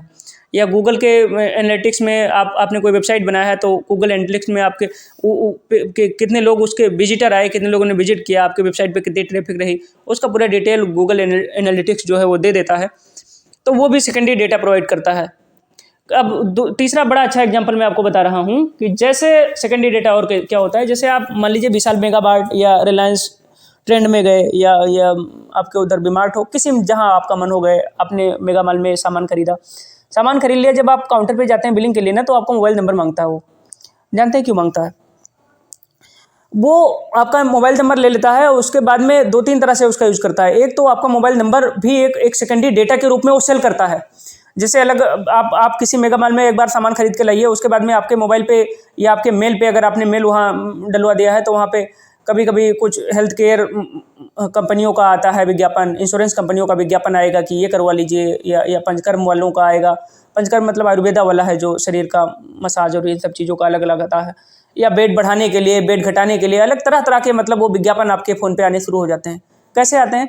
वो जो मेगा मॉल में आपने नंबर दिया है ना, उन्होंने अपना नंबर लिया, पहले तो आपका नंबर ले लिया, और उसके इसलिए कि आपको ऑफर मिलेगा, ये होगा वो होगा। आपके डेटा को भी वो बेच रहे होते हैं, आपको मोबाइल नंबर किसी और कंपनी को दे देते हैं। वो लेती है, वो सेकेंडरी डेटा के रूप में वो कंपनियां वहाँ पे लेती हैं, उसका पर नंबर कुछ वो पे करती हैं उनको, और वो लेके इनकी भी कमाई, और उसके बाद में जो विज्ञापन आपके पास आता है, उनको कुछ ही मुर्गे फंसे, कुछ ही ग्राहक फंसे, तो वहाँ उनकी भी कमाई। तो ये पूरा सिस्टम उनका चलता जाता है। तो और ना सिर्फ यही चीज़, और भी चीज़ें वो आपका प्रेफरेंस, जैसे पता चला कि आप किसी महीने में गए, खजूर ही लेके आए, या आप कभी मेगा मॉल में जाते हैं तो आप ड्राई फ्रूट्स लेके आते हैं, तो उनके सिस्टम में वो पूरा जब बिलिंग होता है ना ऑनलाइन, तो उनके सिस्टम में वो पूरा हर एक इंडिविजुअल का डिटेल रहता है कि या आप कपड़े के शौकीन हैं कि किस चीज़ के शौकीन हैं। तो वो प्रेफरेंसेस भी वो आपको बेचते हैं ऑनलाइन साइट्स पर आपका, कि फ्लिपकार्ट पे या अमेज़न को वो बेच दिए, और अलग और जितनी भी ई कॉमर्स साइटें हैं वो बेच दिए उनको। ये हमें पता नहीं चलता, पर ये चीज़ें हो रही होती हैं। मैं बता रहा हूँ, यहाँ हर एक इंडिविजुअल एक प्रोडक्ट है कंपनियों के लिए, आप जान लीजिए। तो वो आपका प्रेफरेंस बेच दिया कि ये जो ग्राहक है यहाँ पे हमारे मेगा मॉल में आता है ना, तो ये सारे सामान ये रेगुलर इंटरवल पे खरीदता है। तो आप पता चले कि आप अमेज़न में जाएंगे, तो आर्टिफिशियल इंटेलिजेंस का पूरा ज़माना है, तो आपको वही सारे रिकमेंडेशन दिखाएगा। आप सदरी लेके आए हैं तो आपको सदरी का, आप पैंट लेके आए तो पैंट के बहुत सारे रिकमेंडेशन आएंगे। आप धीरे धीरे ये चीज़ें ऑब्जर्व कीजिए, तो आपको पता चलेगा कि हाँ, ये कैसे काम कर रहा होता है पूरा बिजनेस मॉडल। तो वहाँ भी ये वो डेटा जो होता है आपका, जो बेचा जाता है सेकेंडरी डेटा की तरह। अभी जो कहानियाँ मैंने बताई इंग्लिश में, सारा मैंने हिंदी में एकदम लिख दिया है, तो हिंदी वाले भाई इसको पढ़ लेंगे और इसका स्क्रीनशॉट भी ले लेंगे, तो उनको सारी चीज़ें इससे समझ में आ जाएंगी। इसका स्क्रीनशॉट ले लीजिए। वही जो मैंने इंग्लिश में लिखा हुआ था उसको हिंदी में समझाया, वही चीज़ इस पर लिखी हुई है, और ये सारी चीज़ें जो हैं एग्जाम में आने वाली चीज़ें हैं। अब करेक्टरिस्टिक इसका कुछ देख लेते हैं, कुछ लक्षण या गुण देख लेते हैं किसका, सेकेंडरी डेटा क्या। तो सेकेंडरी डेटा जैसे प्राइमरी का हमने देखा था, तो secondary data is not original because someone else has collected this for their original purpose. ये ओरिजिनल नहीं होता, क्यों नहीं होता? क्योंकि ये डेटा किसी ने पहले ही फर्स्ट हैंड डेटा के रूप में अपने किसी पर्पज के लिए एकत्रित किया था। अब हमारे पास उतनी सामर्थ्य नहीं, उतना पैसा नहीं, उतना समय नहीं है, तो अपने काम के लिए, दूसरे पर्पज के लिए इसको हम ले रहे हैं, काम में ला रहे हैं। तो चूंकि पर्पज अलग हो गया यहाँ पे, तो ये उतना ज़्यादा रिलायबल नहीं होता। इसको एक्यूरेट बनाने के लिए बहुत ज़्यादा रिफाइनमेंट की ज़रूरत होती है। तो पहला करेक्टरिस्टिक ये हो गया सेकेंडरी डेटा का। दूसरा secondary data is in the finished form. Secondary data जो फिनिश फॉर्म होता है, और वो जो प्राइमरी डेटा क्या होता है वो रा फॉर्म में होता है। सेकेंडरी डेटा फिनिश फॉर्म में, इसका मतलब क्या हो गया कि रा फॉर्म का जो प्राइमरी डेटा था उसको हमने बहुत ज़्यादा रिफाइन किया, तो अपने लास्ट कंक्लूजन तक पहुँचे, तो इसको फिनिश्ड फॉर्म डेटा भी कहते हैं, किसको, सेकेंडरी डेटा को। तीसरा इसका है लेस रिलायबल होता है। अब ऑप्शन देते हैं कि which of the following data is less reliable. ऐसे आप में सवाल पूछ लें, ऐसे आते हैं सवाल, बेसिक सवाल ही पूछे जाएंगे आपसे। तो इसमें ऑप्शन दे दें supplementary data, primary data, secondary data, none of these. तो वहाँ आपको लेस रिलायबल में कौन लगाना है, सेकेंडरी डेटा लेस रिलायबल होता है। क्यों? चूँकि ये एकत्रित कोई और करता है और पर्पज़ के लिए, इसको रिफाइन करके हम अपने काम में ला रहे हैं। तो हमारे लिए ये सेकेंडरी डेटा के रूप में जब हम इसे यूज़ कर रहे होते हैं, तो ये लेस रिलायबल हो जाता है हमारे लिए, और लेस सुटेबल भी है। ये वजह सेम है चूँकि someone is else has collected the data for some other definite purpose which may not perfectly match our current purpose। चूँकि किसी ने और दूसरे उद्देश्य के लिए इसको इकट्ठा किया तो ये हमारे पर्पज से एकदम मैच नहीं खाता हो सकता है। जान लीजिए किसी व्यक्ति ने किसी गांव में जो है किसी व्यक्ति ने कितने लोग सोने की अंगूठियां पहनते हैं उसका डेटा पूरा एकदम इकट्ठा किया है, वो इकट्ठा कर लिया है, तो उसका इकट्ठा करने का पर्पज अलग रहा होगा। अब कोई दूसरा किराने की दुकान खोलना चाह रहा है और उसी डेटा का इस्तेमाल कर रहा है कि किसके घर में कितना राशन जा रहा है, और उस सोने की अंगूठी के आधार पर वो संपन्नता का वहाँ आइडिया लगा रहा है। तो हो सकता है उसका आइडिया सही हो सकता है रिफाइन करने के बाद भी वो एकदम करेक्ट आइडिया पे ना पहुँचे, तो सेकेंडरी डेटा की एक कमी होती है। बैकग्राउंड में आवाज़ थोड़ी ज़्यादा आ रही है तो प्लीज़ उसको आप कंप्रोमाइज़ करिएगा, और हमारी ही आवाज़ सुनिए, इसी की ज़रूरत है आपको। बैकग्राउंड में क्या आ रहा है उससे ज़्यादा मतलब नहीं है, इधर उधर आवाज़ें मतलब आ रही हैं, लेक्चर और ये सब सारे सीजन हैं शादी वादियों के। खैर, तो लेस रिलायबल और लेस सुटेबल होता है ये। और तीसरा जो डी में हम ने इसमें लिस्ट किया है उसमें है its collection is economical as it require less time and money. ये इसकी विशेषता हो गई, मतलब अच्छा ही हो गई कि ये इकोनॉमिकल है, ये इसमें कम खर्चा होता है, सस्ता है इसको इकट्ठा करना, चूँकि कम टाइम की ज़रूरत होगी, कम मनी की ज़रूरत होगी। किसी ने पहले इसको पूरा डेटा को इकट्ठा कर दिया है, हमारा काम क्या है उसको उठाएं, एडिट मारें, और जो अपने काम की चीज़ हो उसको उसमें डालें, जो ना हो उसको हटाएं, एडिट उडिट कर दें, और उसके बाद में फिर हो गया हमारा डेटा तैयार। तो इसलिए ये इकोनॉमिकल होता है। कौन सा डेटा? सेकेंडरी डेटा कलेक्शन, और लेस टाइम लगता है इसमें, और कम पैसे का भी कम खर्च होता है। तो ये जैसा जनगणना सरकार ने करा दिया, अब वो किसी क्षेत्र में कितनी जनसंख्या है ये पूरा डिटेल हो गया, तो अब किसी एनजीओ को कोई वहाँ पे पेयजल की व्यवस्था करानी हो मान लीजिए, तो अब वहाँ हर एक इंडिविजुअल से संबंधित डेटा उसको इकट्ठा करने की जरूरत नहीं है, सरकार ने पहले वो काम कर दिया है, तो उसको करने की कोई ज़रूरत ही नहीं है। वो आराम से उतनी सरकार के जनगणना के पूरे आंकड़े उठाएगा, यहाँ कहाँ कहाँ दिक्कतें हैं पानी की उसका पूरा लेगा, ब्यौरा लेगा, और उसके बाद में वहाँ वो चीज़ें उपलब्ध करा देगा। अब एनजीओ का मैं एग्जांपल दे रहा हूँ, इसका मतलब ये नहीं एनजीओ सब अच्छा ही काम कर रहे होते हैं, आजकल तो बड़े एकदम फ्रॉड एनजीओ सामने आ रहे हैं, तो मतलब एग्जांपल के रूप में मैंने कहा है, वो आपको समझना है। बाकी गवर्नमेंटें चीज़ें कर रही हैं, एनजीओज भी कुछ अच्छा काम कर रहे हैं, नो डाउट उनको क्रेडिट मिलना चाहिए। और लास्ट वाला जो इसमें मैंने करेक्टरिस्टिक डाला है किसका, सेकेंडरी डेटा कलेक्शन का, वो है clear precaution and editing as essential for utilizing secondary data. इसमें प्रिकॉशन बहुत ज़्यादा जरूरी है सेकेंडरी डेटा का इस्तेमाल करते हुए, और एडिटिंग भी जरूरी है। क्यों? चूँकि अब अलग पर्पज़ के लिए डेटा प्राइमरी डेटा के रूप में एकत्रित किया गया था, रिफाइन करके इसको हम यूज़ कर रहे हैं, तो ज़रूरी बातों का अगर हम ध्यान ना रखेंगे तो ब्लंडर हो जाएगा कि किस उद्देश्य के लिए वो डेटा इकट्ठा किया गया था, किस उद्देश्य के लिए हम उसको यूज़ कर रहे हैं, तो वो उद्देश्यों के डिफरेंस से ब्लंडर उत्पन्न हो सकता है। इसलिए बहुत विशेष प्रिकॉशन लेने की इसमें ज़रूरत होती है इसको यूज़ करते समय, और जहाँ भी ज़रूरी हो उसको एडिट करना भी बहुत ज़्यादा ज़रूरी होता है। अब वही वाली बातें जो इंग्लिश में अभी हमने बताई है वो हिंदी में यहाँ पे लिस्ट किया है। जितने भी माध्यमिक डेटा यानी द्वितीयक डेटा के लक्षण है वो इसमें हमने लिस्ट कर दिया है, वो आप पढ़ लीजिए हिंदी माध्यम वाले हमारे भाई या बहन, और हिंदी में मैंने समझा भी दिया है, और इंग्लिश हिंदी में इसमें इस लेक्चर में हमने पूरा एकदम कोशिश की है कि किसी को कोई दिक्कत ना आए, शिकायत ना रह जाए। नहीं, कमेंट में कुछ लोग कह रहे थे कि अंग्रेज भाई हिंदी में पढ़ाओ, क्या कहें, कोई कुछ भी कहता है, सुनना पड़ेगा भाई। सेकेंडरी डेटा कलेक्शन के कुछ एक टूल हैं जो देख लीजिए, उसमें है कि, और जबकि ये मेरी भी इंग्लिश कोई बहुत ज़्यादा अच्छी नहीं है, पर ये है कि अब साइंटिफिक सब्जेक्ट जो हो गए जैसे स्टैटिक्स हो गया, फिजिक्स हो गया, मैथमेटिक्स हो गया, कंप्यूटर साइंस हो गया, इसके कुछ एक वर्ड्स जो हैं जो इतने टेक्निकल है ना, हिंदी में वो आप जान ही नहीं पाएंगे, बहुत दिक्कत आएगी आपको। उसका उच्चारण करना या उसको समझ पाना थोड़ा कठिन होता है, वो इंग्लिश में ही होते हैं। वो कंप्यूटर साइंस आप पता चले आप हिंदी में पढ़ रहे हो, कोई मतलब नहीं है उसका, बहुत मुश्किल होता है। ऐसे कोई भी साइंटिफिक सब्जेक्ट हो गया, स्टेट्स भी उसमें शामिल है। सेकेंडरी डेटा कलेक्शन के अब टूल जान लेते हैं। जैसे प्राइमरी डेटा कलेक्शन के हमने टूल जाने थे कि सर्वे, क्वेश्चनेयर, डायरेक्ट ऑब्जर्वेशन, ये सब थे प्राइमरी डेटा के।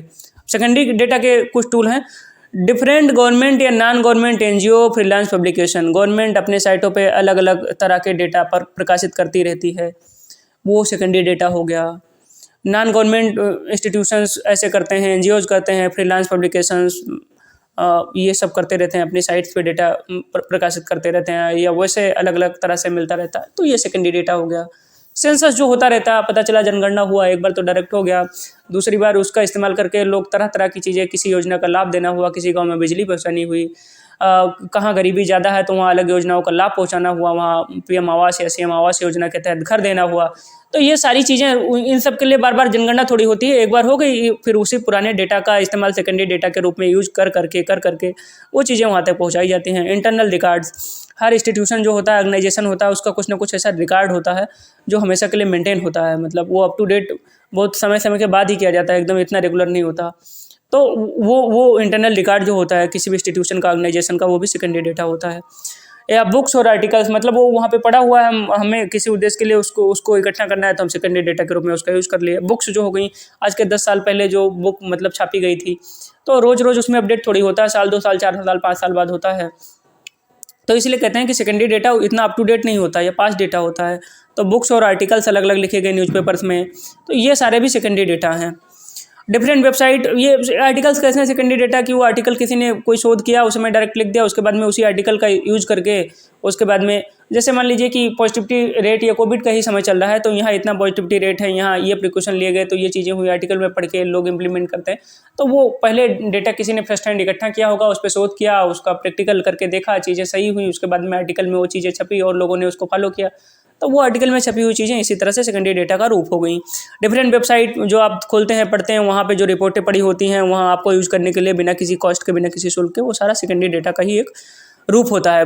पहले किसी ने उसको इकट्ठा किया, अपने काम में यूज़ कर लिया, उसके बाद में उसे ओपन प्लेटफॉर्म पे डाल दिया कि कोई भी उसका इस्तेमाल कर सकता है, सेकेंडरी डेटा के रूप में। तो अब एक चीज़ और है जो याद रखना है, ये कभी पूछा जा सकता है, ये पूछा गया था एक बार एमपी का जो एसओ का पेपर हुआ था, उसमें पूछा गया था, शायद 2013 का पेपर था, उसमें कि which of the following data types are more flexible. उसमें ऑप्शन था प्राइमरी डेटा, सेकेंडरी डेटा है, सप्लीमेंट्री डेटा। तो आप ध्यान रखेंगे कि प्राइमरी डेटा ज़्यादा फ्लेक्सिबल है किसके कंपैरिजन में, सेकेंडरी डेटा के कंपैरिजन में। एक फैक्ट है, आप ध्यान रखेंगे।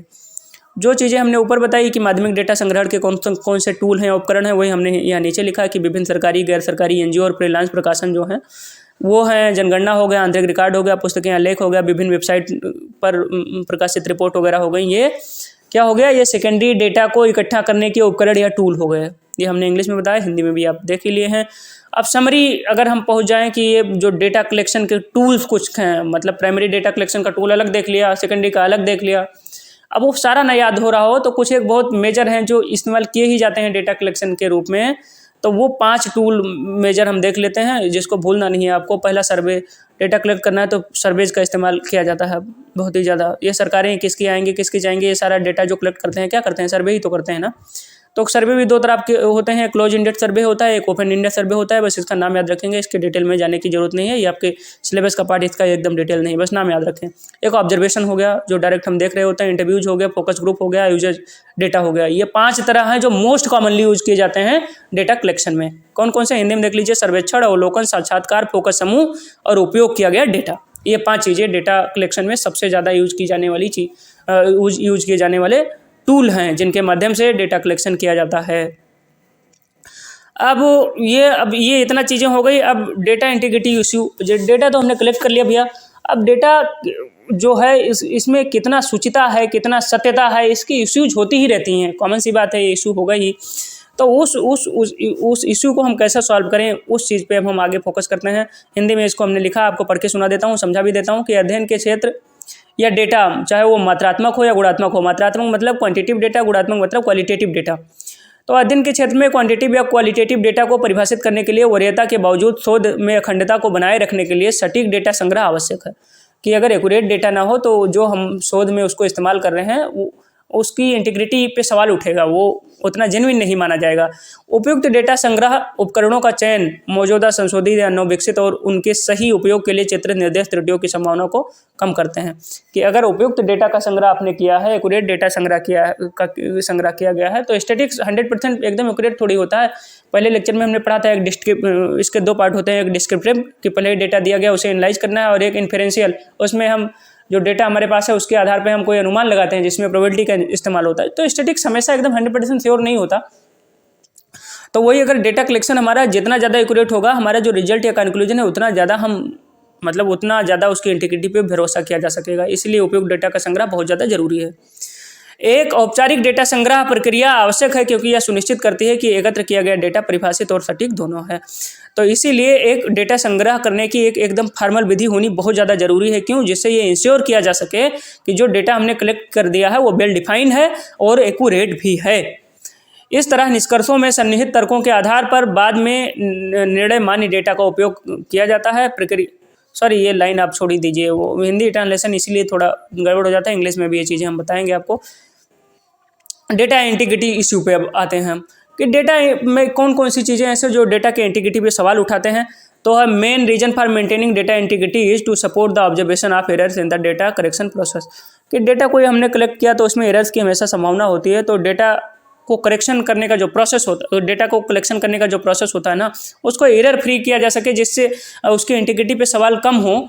तो इसलिए इस चीज़ को देखना बहुत ज़्यादा आवश्यक होता है। दोज एरर्स में बी मेड इंटेंशनली। अब एरर भी अगर बनाए होते हैं डेटा कलेक्शन के दौरान तो दो तरह से हो सकते हैं, या तो उसे इंटेंशनली बनाया गया हो और या वो नॉन इंटेंशनली हो, मतलब रैंडम या सिस्टमेटिक एरर हो कि हमने चाहा ना हो लेकिन वो हो गया हो गलती से। दो तरह के होते हैं। और ये ऐसा होता है डेलिबरेट फाल्सिफिकेशन, कि हम चाह के ऐसा कर रहे हैं। जैसे मान लीजिए कि चुनाव लड़ रही हैं दो पार्टियां किसी चुनाव के अंदर, इसको हम एनालाइज कर लेते हैं सही से। और कोई एक विशेष न्यूज़ चैनल है, वो किसी विशेष पार्टी का समर्थक है, तो किसी विधानसभा में 4 लाख वोट हैं, तो 4 लाख इंडिविजुअल से वो जाके पूछेगा तो है नहीं। अब उसे पहले ही हाइप करके दिखाना है ओपिनियन पोल में कि जनता का मूड उसी तरफ बने, तो वो 100, मान लीजिए एक पार्टी है ए, एक पार्टी है बी, तो वो 100 लोगों से एक विधानसभा में सर्वेक्षण करता है जिसमें 3 लाख वोट हैं विधानसभा के अंदर। अब उसका ओपिनियन पोल निकालने के लिए 100 लोगों से सर्वेक्षण करता है, पर वो न्यूज़ चैनल बायस्ड है, तो 100 ऐसे लोगों से सर्वेक्षण कर रहा है जो पार्टी ए को ही सपोर्ट कर रही हैं। ऐसे 100 लोगों से कर लिया सर्वेक्षण और अपने वहाँ दिखा दिया ओपिनियन पोल में, कि ओपिनियन पोल में यही तो होता है कि कुछ लोगों का सैंपल एकदम इकट्ठा किया, उन्हीं के बेस पे क्या कर दिया, पूरा एकदम फाइनल कंक्लूजन निकाल दिया। तो उस ओपिनियन पोल में अपने दिखा दे कि फला पार्टी जीत रही है बायस रूप में। तो ये एरर कैसा कहा जाएगा? इस तरह का एरर, ये जानबूझ के एरर किया गया है, तो इस एरर को क्या कहेंगे? इंटेंशनल एरर, मतलब डेलिबरेट फाल्सिफिकेशन के थ्रू बनाया गया है। और जब हम दूसरा एरर जो हो गया नॉन इंटेंशनल, कि हम कोई डेटा इकट्ठा कर रहे हैं और हमसे गलती हो गई, किसी अलग चीज़ से संबंधित डेटा इकट्ठा करना था, हमने कुछ और ही डेटा इकट्ठा कर लिया, या हमारे लिखने में कोई गलती हो गई, तो इस तरह के जो एरर्स होते हैं वो उन्हें रैंडम या सिस्टमेटिक एरर के तहत रखा जाता है। तो इस चीज़ को, मतलब इससे ओवरकम करने के लिए दो तरह की चीज़ें हैं जो हम डालते हैं, जिससे हम डेटा की इंटीग्रिटी यानी सूचिता पे कोई सवाल नहीं उठता और डेटा कलेक्शन जो होता है हमारा वो एकदम सटीक होता है। वो है देयर आर 2 अप्रोचेज दैट में protect data integrity and secure scientific validity of study result involve by क्रेडरिक क्रॉफोर्ड, रोड्स, रेडिकन और रोकेनब्रॉड।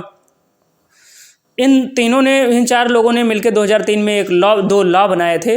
उसके तहत अगर हम डेटा को कलेक्ट करते हैं नियमों का ध्यान रख के, तो डेटा की इंटीग्रिटी पे सवाल नहीं, मतलब कम उठाया जा सकता है। वो डेटा ज़्यादा वेल डिफाइन और एक्यूरेट होता है और उससे फाइनल कंक्लूजन जो निकलता है वो एक्यूरेसी के काफ़ी करीब होता है, काफ़ी, मतलब उसकी एक्यूरेसी ज़्यादा होती है। तो वो चीज़ें दो थी, क्वालिटी एश्योरेंस, मतलब all actions carried out before data collection. तो क्वालिटी एश्योरेंस ये पूछा जा सकता है कि ये वो कौन से एक्शंस होते हैं जो डेटा में कोई एरर फ्री करने के लिए डेटा कलेक्शन से पहले बनाए जाते हैं। तो क्वालिटी एश्योरेंस की जो हम डेटा पहले ही इंश्योर कर लिया कलेक्शन से कि जो भी डेटा हम इकट्ठा करेंगे वो उसके क्वालिटी पे ध्यान देंगे। और दूसरा होती है क्वालिटी कंट्रोल, कि all actions carried out during and after data collection, कि जब हम डेटा कलेक्ट कर रहे होते हैं और डेटा कलेक्शन के बाद में, कि जो भी हमने डेटा को कलेक्ट किया पहले, तो हमने पहले ही सोच रखा था एश्योर करेंगे कि क्वालिटी वाला डेटा हो। अगर वो क्वालिटी वाला कलेक्शन और कलेक्शन के बाद में हमने लगा कि इसमें कोई दिक्कतें हैं, तो हम क्या करेंगे कि वो जिसमें उस क्वालिटी का डेटा नहीं मिला जो हमारी नीड थी, जो हमारा डिजायर था, तो उसको हटा देंगे और कंट्रोल करेंगे, मतलब एक सीमा में कि ये एक्यूरेसी का लेवल है, इतने की हमको ज़रूरत है। तो क्वालिटी एश्योरेंस और क्वालिटी कंट्रोल, ये 2 मेजर चीज़ें हैं जिससे हम डेटा को एरर फ्री बना सकते हैं। इन दोनों चीज़ों का ध्यान रखें।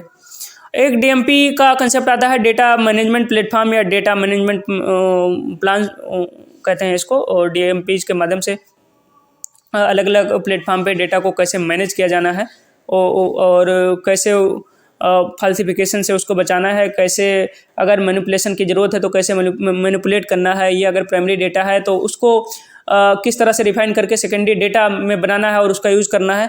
ये सारा हम डीएमपी में पढ़ते हैं, डाटा मैनेजमेंट प्लेटफॉर्म के अंदर पढ़ते हैं। तो इसका फुल फॉर्म आपसे पूछा जा सकता है, तो आप याद रखना ये 1 वर्ड एब्रिविएशन के तहत कि डीएमपी का मतलब होता है डेटा मैनेजमेंट प्लेटफॉर्म या डेटा मैनेजमेंट प्लान।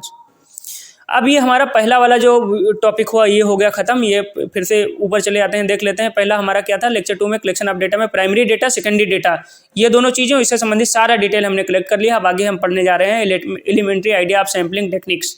तो अब हम क्या पढ़ेंगे? Elementary idea of sampling techniques. तो आइए चलिए शुरू करते हैं। Elementary idea of sampling techniques बहुत इंपॉर्टेंट है, कम से कम 1-2 नंबर का सवाल इससे आएगा, ध्यान रखें। आज का जो चैप्टर है मोस्ट इंपॉर्टेंट है इसमें, टेक्निक्स ऑफ स्टैटिस्टिकल एनालिसिस में। आप पढ़ना शुरू करते हैं एलिमेंट्री सैम्पलिंग टेक्निक्स। तो इसमें 2-3 चीज़ें हैं जो छोटे-छोटे डेफिनेशंस हैं, उसको हम जान लेते हैं। पहला तो है पॉपुलेशन। पॉपुलेशन क्या होता है? स्टेट्स का एक बहुत इंपॉर्टेंट पार्ट है, आगे भी इसके बारे में हम जानेंगे। पॉपुलेशन होता है, it is the collection of the elements which has some characteristic in common. ये ऐसे एलिमेंट का समूह होता है जिसमें कुछ जो गुण हैं वो कॉमन हों। जैसे किसी भी जंगल में पाए जाने वाले समस्त, पॉपुलेशन का मतलब जनसंख्या, और जनसंख्या का मतलब खाली आदमियों की जनसंख्या से ना कंफ्यूज हो जाना है। किसी भी चीज़ की जनसंख्या, वो सेट, किसी भी चीज़ का समूह। जैसे किसी जंगल में पाए जाने वाले सारे शेरों का समूह, या सारे हिरणों का समूह, या ऐसे कुछ भी चीज़ें हो गई, तो वो हो गया पॉपुलेशन। अब एक बहुत लार्जर समूह हो गया किसी भी चीज़ का, जिसमें कुछ चीज़ें, कुछ गुण जो हों कॉमन हो, उसको कहते हैं पॉपुलेशन। अब फिर पॉपुलेशन अगर आपको समझ में आ गया, तो number of element in the population is the size of the population. अब कोई पूछे कि पॉपुलेशन साइज क्या होता है, तो जिस पॉपुलेशन के बारे में हम डिस्कस कर रहे हैं उसमें टोटल कितने एलिमेंट हैं, उसको कहते हैं size of the population. Sample is the subset of the population. उसके बाद में, पॉपुलेशन के बाद में क्या आता है? सैंपल। सैंपल क्या होता है? सैंपल एक सबसेट होता है। सबसेट आप जानते हैं ना। सेट क्या होता है? सेट क्या होता है? ये collection of well defined object को क्या कहते हैं? सेट कहते हैं। सुपरिभाषित वस्तु का एक संग्रह। अब किसी सुपरिभाषित वस्तु का एक संग्रह आपने ले लिया, वो सेट हो गया। उसी सेट का एक या दो मेंबर आप लेके, या पूरा मेंबर लेके आपने कोई एक और सेट बना दिया, एक ऐसा सेट जिसमें जितने मेंबर्स हैं वो पहले वाले सेट में सारे इंक्लूड हैं, वो पहले वाले में सब आ जा रहे हैं, तो वो छोटा वाला जो सेट होता है वो पहले वाले का सबसेट कहा जाता है। तो ऐसे ये जो सैंपल होता है, ये पॉपुलेशन का ही एक पार्ट होता है, एक छोटा सा भाग होता है। तो पॉपुलेशन, सैंपल क्या होता है? सैंपल एक सबसेट होता है, एक छोटा सेट होता है, किसका? पॉपुलेशन का। तो ये चीज़ क्लियर हो जानी चाहिए। अब व्हाट इज सैम्पलिंग? अब पॉपुलेशन पढ़ लिया, सैंपल पढ़ लिया, तो सैम्पलिंग क्या है ये पढ़ेंगे। तो sampling is the process of selecting is sample from a given set of data या population is known as sampling. तो सैम्पलिंग क्या है? किसी दिए गए पॉपुलेशन में से सैंपल को कलेक्ट करने की, या सैंपल को निकालने की, या सैंपल को सेलेक्ट करने की, सैंपल को सेलेक्ट करने की जो एक प्रोसेस है, एक विधि है, उसको क्या कहते हैं? उसको सैम्पलिंग कहते हैं। हिंदी में इसको सैंपल को नमूना कहते हैं। जैसे 10 बल्ब हैं, आपने प्रोबेबिलिटी में पढ़ा होगा, अगर थोड़ा सा भी कहीं पढ़ा है, कि 10 बल्ब में से 4 बल्ब निकाले जाते हैं नमूना के रूप में, तो उसको सैंपल कहते हैं। सैंपल ज़्यादा पॉपुलर है। नमूना नेगेटिव अर्थों में कई लोग लेते हैं कि का नमूना जैसे बने घूम रहे हो। इसलिए तो मैं कहता हूँ कि साइंटिफिक सब्जेक्ट में जो हिंदी उसका रूपांतरण होता है थोड़ा सा कठिन होता है। थोड़ा इंग्लिश भी ध्यान रखें, हिंदी भी, तो आपका काम आसान हो जाएगा। सैंपल साइज क्या होता है? सैंपलिंग पढ़ लिया कि the process of selecting a sample from a given set of data या population in known at sampling, कि किसी दिए गए सेट ऑफ डेटा या पॉपुलेशन में से सैंपल इकट्ठा करना, नमूना निकालने की जो प्रक्रिया होती है उसको सैंपलिंग कहते हैं। सैंपल साइज क्या होता है? Number of element in the sample is the sample size. किसी सैंपल में, किसी नमूने में कितने एलिमेंट हैं, कितने अवयव हैं, उनकी जो संख्या होती है उसको कहते हैं सैंपल साइज, या नमूना का आकार। ये हो गया। अब ये जान लेते हैं कि सैंपलिंग की जरूरत पड़ती क्यों है। भाई जरूरी है जानना। तो gathering information about an entire population often cost too much or virtually impossible.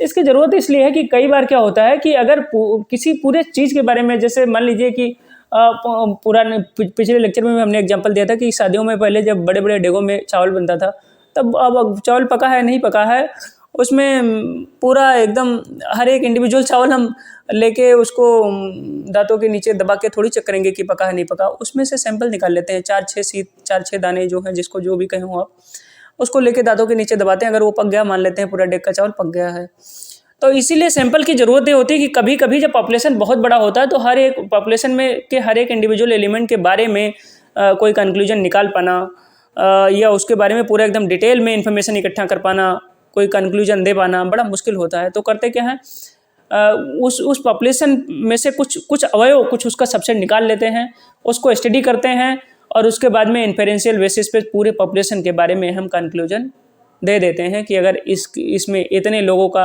अब मान लीजिए किसी स्कूल में 10 बच्चे टॉपर हो गए, टोटल 60 बच्चों की क्लास में, तो अब क्या करेंगे, वो पूरे 60 बच्चे हैं तो चलो स्टडी कर लिया, छोटा सा है। उस स्कूल में पता चला 10,000 बच्चे हैं, कोई बहुत बड़ा स्कूल है, यूनिवर्सिटीज़ आप मान लीजिए, तो उसमें ज़्यादातर बच्चों का रिजल्ट बहुत बेहतर है, तो कुछ सैंपल हमने निकाला, उसके बेस पे कंक्लूजन निकाल दिया यूनिवर्सिटी का रिजल्ट ऐसा है वैसा है।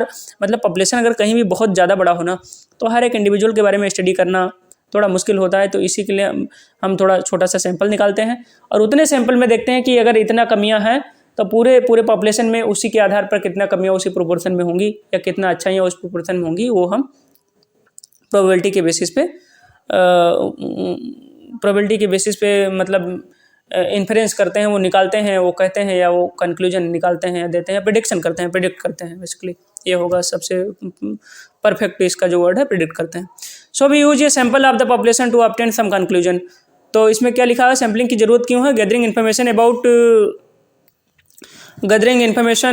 About an entire population often cost too much और इट इज़ वर्चुअली इम्पॉसिबल।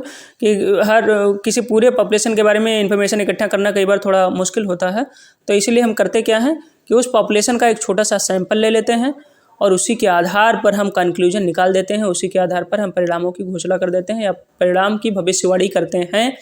इसी को क्या कहते हैं, इसीलिए सैम्पलिंग की ज़रूरत होती है। जैसे बड़ा अच्छा एग्जांपल है, वही एग्जांपल बार बार दे रहा हूँ, चूँकि चुनाव का मौसम चल रहा है, 5 राज्यों में चुनाव हो रहे हैं।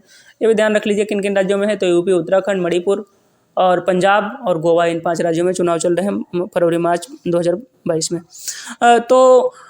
इसका एग्जांपल आप सबसे परफेक्ट किसी कंस्टिट्यूंसी में मान लीजिए कि 3 लाख वोट हैं, 3 से 4 लाख वोट हैं यूपी के बारे में अगर आप मान लीजिए, तो बाकी स्टेटों में मान लीजिए जैसे मणिपुर साइड है, ऐसे स्टेटों में थोड़ा कम होता है, 1 लाख ही एक कंस्टिट्यूंसी में टोटल वोट होंगे। लेकिन यूपी बड़ा राज्य है, तो वहाँ एक विधानसभा क्षेत्र में लगभग 3 से 4 लाख वोट होते हैं।